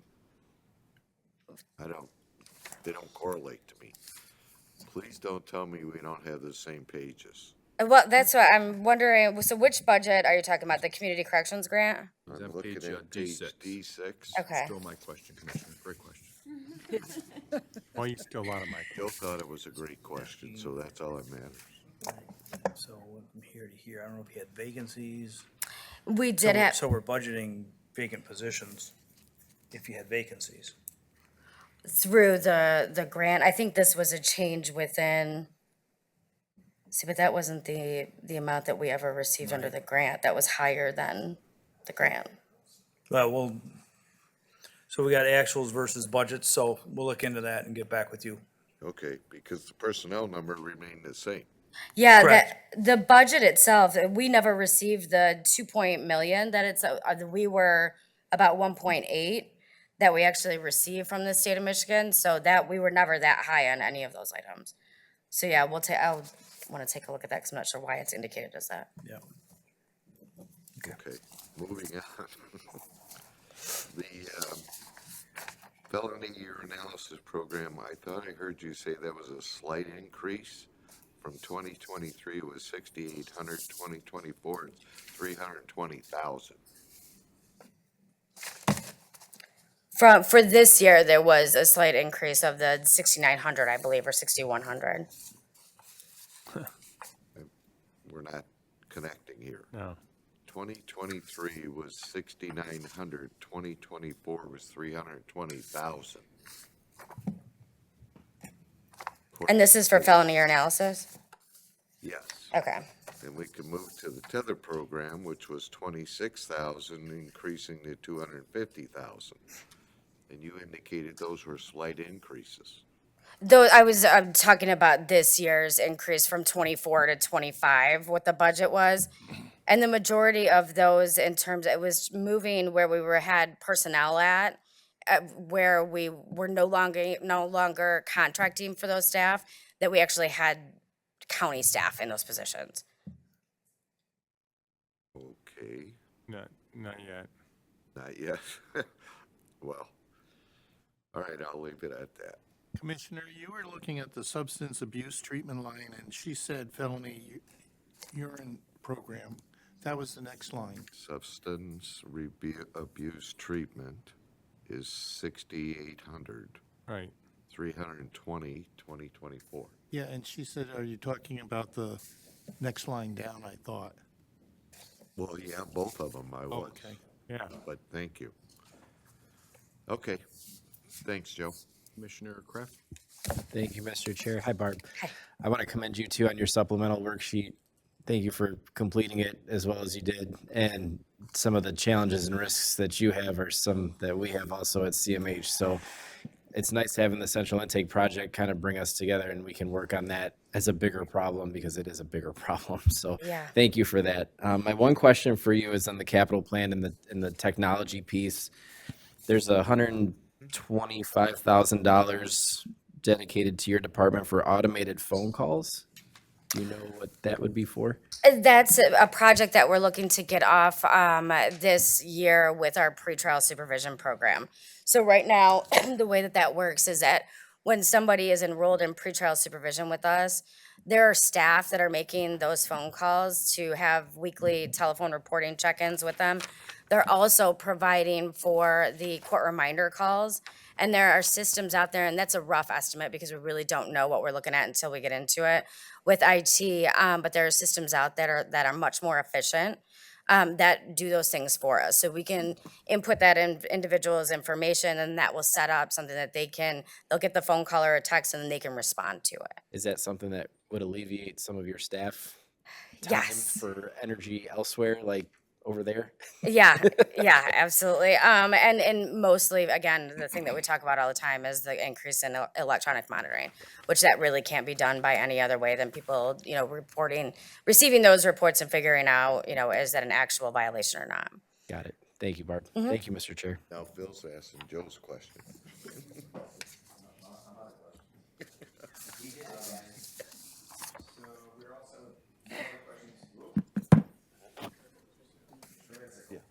I didn't hear Commissioner Hall ask about, do you have anyone working at home? We have hybrid employees.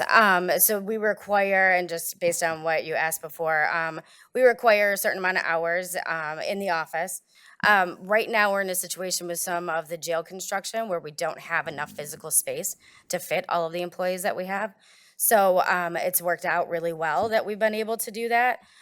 We do keep a very close eye on it. We look at the amount of assessments that are completed throughout the week so that we know individuals are still maintaining the same amount of work level that they were, prior to being able to do that.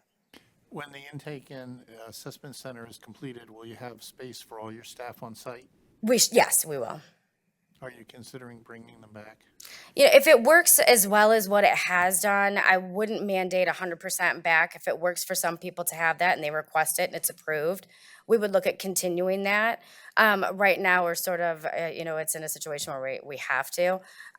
We may reduce the amount of time that they would be allowed to be able to do that, but it's something that we would look at that time. Thank you. Thank you, Chair. Commissioner Ganem. Follow up on that question. Exactly, you have 20 employees? No, there's more than that. We have some CMH employees that are supervised within our department. So we have a total of about 26. Yes, very good, 26. Of the 26 employees, how many are working from home hybrid? I would say about 75% are doing at least one day remote. 20? Yeah, about that. And then CMH they have a different setup, but they're also allowed to do a certain portion from How many home. days do you allow them to work from home? No more than 2. And are all your positions filled? Currently, we have one position we haven't gotten to that budget yet, but it's within the opioid budget, so all of the community corrections ones are. Okay, thank you. Okay, I don't see any other questions on these pages. We'll move on to D26. So this is the opioid settlement fund, which again is a relatively new program for the county. We've had it for about 3 years now. Spending and programming has really ramped up and been put in place over the course of the last year. So you will notice that we're requesting a larger budget to be utilized this fiscal year, which for me means great things. It means we have programs in place and that they are being fully implemented. There is one program coordinator that is vacant right now within the personnel. We have $150,000 allotted to our crisis intervention training program, which the first of those quarterly trainings is going on they're probably gone by now, but right now is going on at the Macomb Community College Public Service Institute. And then we have additional responsibilities to dedicate to the MAT program that's been in place for the course of the last year. This is the one significant increase that you will see within this budget. Part of the MAT program, when it was implemented at the Macomb County Jail, was done with grant funding that came from the state through MCOSA. Those, if you're familiar with SOAR dollars, that was the state opioid response dollars. those have been drastically reduced. And so in order to include a fully implemented MAP program, we would be increasing the funds that we're using out of the opioid settlement budget. There are also additional dollars there for relapse intervention services, including increased programming at the jail, mini grant opportunities that we're looking at to provide down the road for one-time amounts to providers in the community that could that have unfunded costs that could be assisted through these dollars to expand current services. The Strengthening Families program that I talked about when I was here earlier this year, which is the program to support children affected by the loss of a loved one related to opioid use, and the caregivers that are taking care of them. And then some contract services for additionally for the MAP program, and some consultants that we have that have helped us through the CIT program, as well as some data that we'll be collecting to look at outcomes for different programs like the jail-based services as well as MAP. Mark, what is the capital outlay for 160,000 specifically? What are you looking to spend? Sorry, I want to make sure I'm on the same page.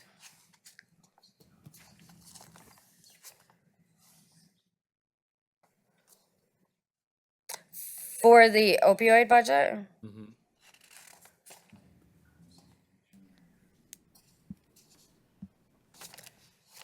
Steve, I have $10,000 in that line item on my document.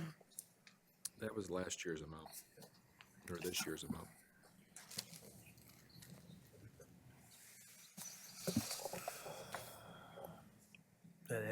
You had it 150 for. So that's not on capital outlay on That's mine, it. but it is on theirs. Yes. Okay, I apologize. That is a technology solution that we are looking to be able to implement live programming within the jail. Right now, what we have on each of these sets of floors are a limited number of classroom space available to us. And so what we wanted to do to be able to bring in more programming, including parenting classes, domestic violence, anger management issues, is to be able to set up some sort of solution to be able to provide a facilitator of programming on one end of a tablet, and then allow those inmates that are in their housing units to be able to participate on the other end. So this would be able to expand the capability of services and programming that we're bringing to the inmate population. Commissioner Ganem. Yeah, just the same question. Is this, on the 5.7 people you have working in this position, is that part of your staff and the 29 or 28 that you spoke of earlier? Yes, that's that's part of that. Some of those, again, are, and we kind of went back and forth on this. We had some that were supposed to, at least one is a CMH employee that's providing reentry services. So they might be employed by CMH, but they're within our department. Thank you. Commissioner Lucido. Yes, thank you. I was just wondering how your personnel costs went down.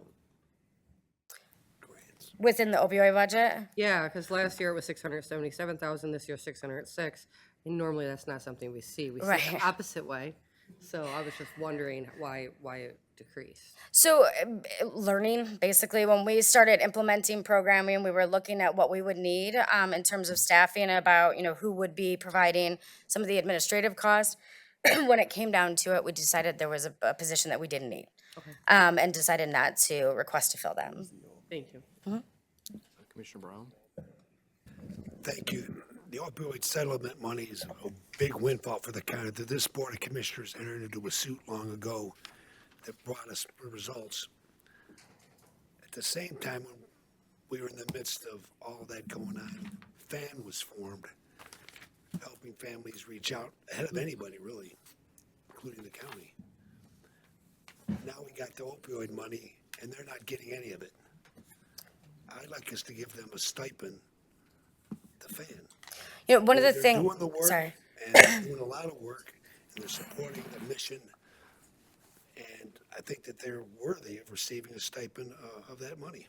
And I mean, we know well what they've done. They're doing a good job. Most of us, I think, know or aware what FAN does on a daily basis for so many people. And they're right. And the reason we filed the suit was we had bodies stacking up in the morgue with so many overdoses, we had to buy a bigger morgue. That's the fact. And Fan was there trying to awaken us as officials about what was going on in the street. Now we got the money, and I think there's a territorial issue going on between the agencies about feeling threatened by what they do and what that some people think they're the only ones that have the knowledge and the right to get that money. And I think Fan deserves a stipend, and I'd like to see it, in this budget if we can. So I don't expect you to react, 'cause I know that we've talked about it before, and there were some, in my mind, there were just territorial excuses about why they weren't given any money. They didn't do it good enough, we do it better than they do. But I thought that was, shallow. And I didn't say much then, but we got a budget now, and I'd like to see us explore giving them a stipend going forward. They're doing good things too, and it goes to the reason why, that money was awarded to help everyone, not just county government.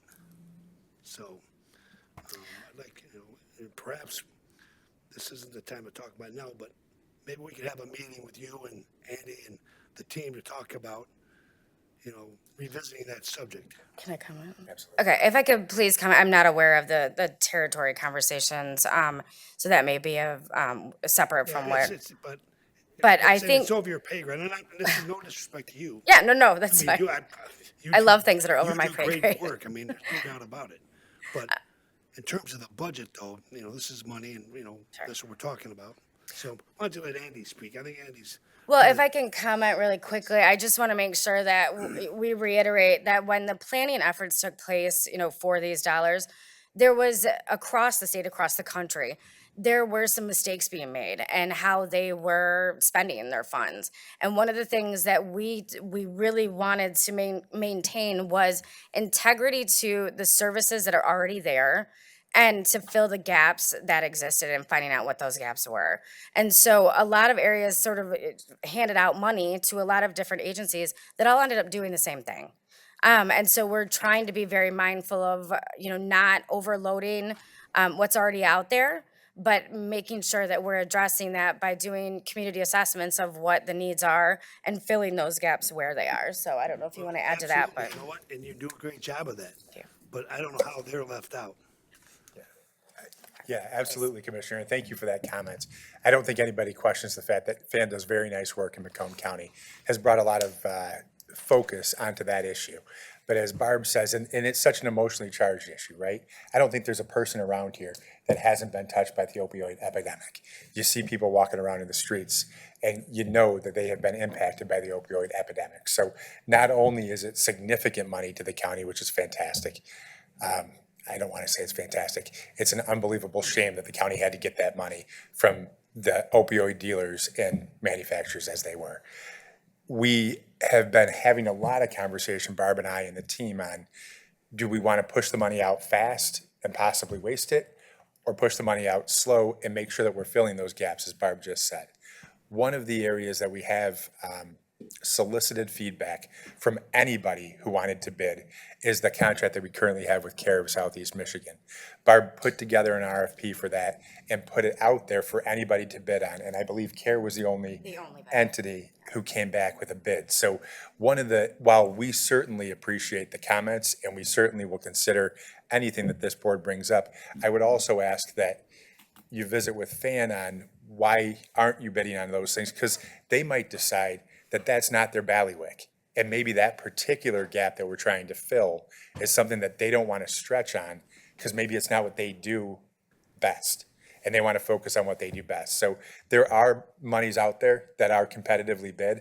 I think there are a couple of different programs that we've competitively bid out now to third parties. So we're not, and I don't think you're saying this, but we're not holding the money as a county and just giving it to county folks to do county work. We are pushing it out there to community-based organizations in a competitive bid process. And we don't have control over who bids, but we would welcome them as a bidder. Well, as we know, dealing with issues as we're elected officials, there's always two sides to every story, right? Absolutely. And you've told me some information that I wasn't aware of. Yep. So I think maybe we need to get the three heads in a room and call the cards. always happy to do that. And I'm not bashful about doing that. I'm never throwing Barb's, Commissioner. I appreciate you so much, but I got to tell you, when it comes to community corrections, it's never above Barb's pay grade, because I look at Barb and I go, yeah, whatever you say, I am fully supporting, because Barb is a pro and one of the best in the I state consider at you what she both the does. same in the same place, so. I'm good with that. We're co-equal Talk colleagues. about that. Very good. Thank you, Commissioner. Thank you. Thank you all. Thank you, Mr. Chairman. Commissioner Haw? Thank you, Chair. Barb, I want to go back to Commissioner Lucido's and Commissioner Ganem's question. And I thought I heard you say you wanted to add one head count. Did I hear that correctly? No, there's a vacant program coordinator position. Is that what we were talking about? That one's vacant under the opioid settlement dollars, but there's, again, we're kind of moving, as we move into further programming, some of the things that were signed up under the Safe and Healthy Macomb program were a lot of CMH programs that we're still trying to get off the ground. And so that program coordinator position was really to deal with the jail population and then what those programs would be. So we haven't filled it yet because maybe there's not a need, like we found out with some of those other positions, or maybe it looks a little different than what we have, and there's not a need for it at this immediate moment. I'm hoping soon there will be. So it's not in this budget, is that what I'm hearing? It is in the opioid settlement budget. No. It's not indicated as, And on D6, D7, I think that's why Commissioner Lucido asked how'd your personnel costs go down, just assuming. And Commissioner Ganem was the same thing. It's not, I go back to the other page when we were talking about So, community corrections. and we did go back and forth about some of, like I said, it indicated the CMH position. Do you wanna? No, I just was wondering, so, I don't know if we have to unfund something or not. No, I don't Okay, think we do, okay. because no, there's no request for additional positions. If it's not in there, then then we're not requesting that above what we have right now. Okay, so the answer was no. You're not Yes, I requesting. apologize for that. Thank you. That's all I have, Chair. I think the answer is no, but she has an open. Commissioner Kraft? Thank you, Mr. Chair. Barb, real quick, have all of the lawsuits been settled?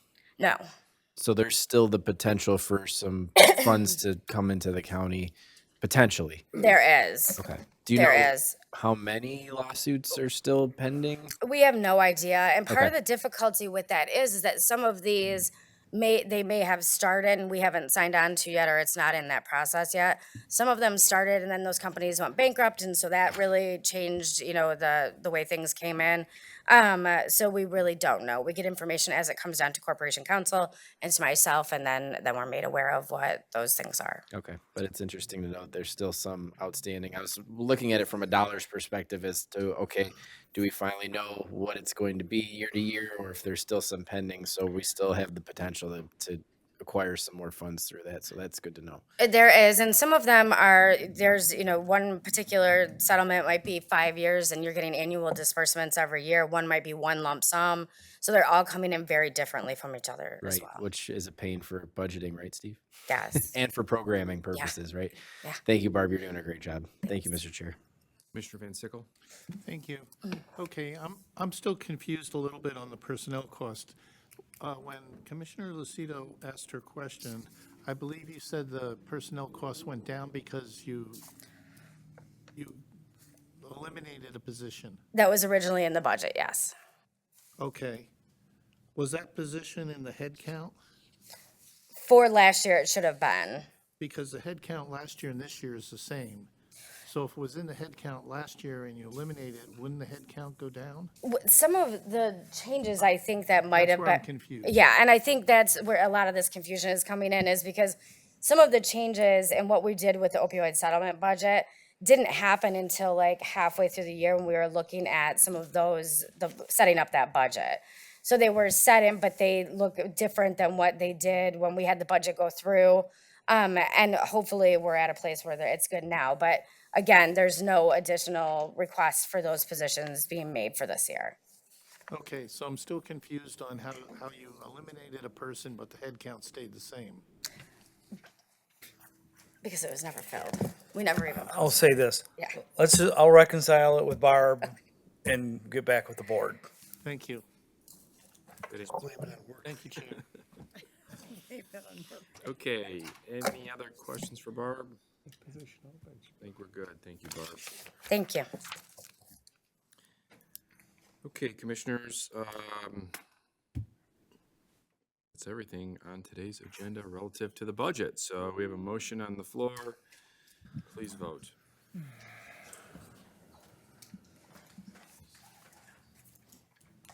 Motion passes 13-0. Great.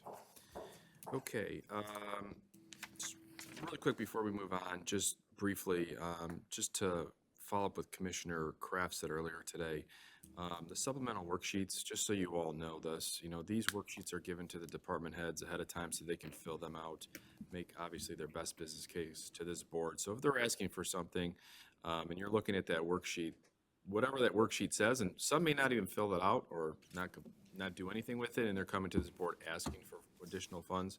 I just, caution you to look at those.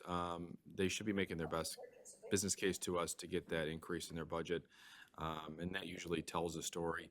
And sometimes, in many situations where I have found personally is, what's in the budget and what's on that worksheet are two different things. And then I asked that question. So just wanted to bring that all to your attention as well. Moving on to correspondence, we have the budget review follow-up here that we've received correspondence from the departments as far as questions that commissioners have asked. I need a motion to receive and file.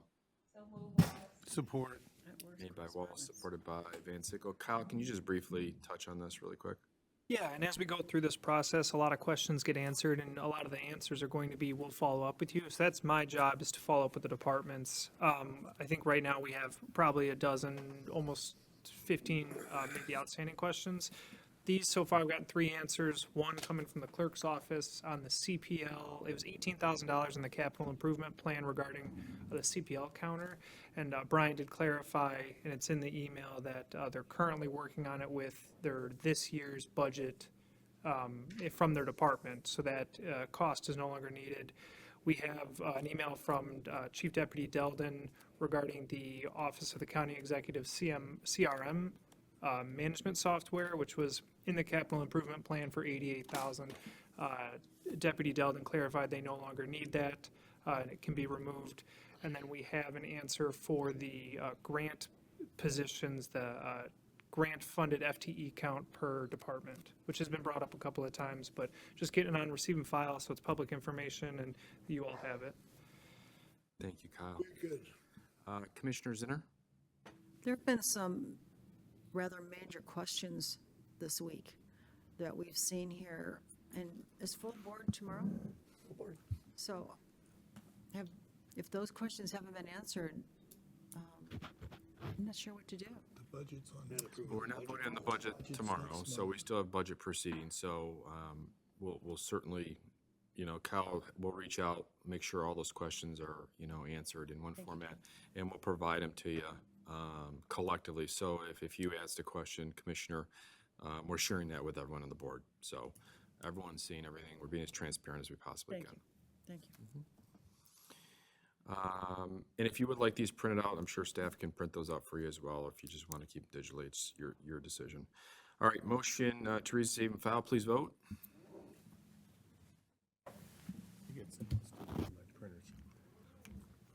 Motion passes 13-0. Okay, next is public participation. This is the opportunity for public participation for those who'd like to speak a maximum of 3 minutes on any issue. Anyone from the public like to speak? 3 minutes. Going once. Been waiting all day. Just please state your name. I'm not familiar with your rules. Do I identify myself? Yes, please. Gloria Haller, 260 Cass. Mr. Brown. Gloria?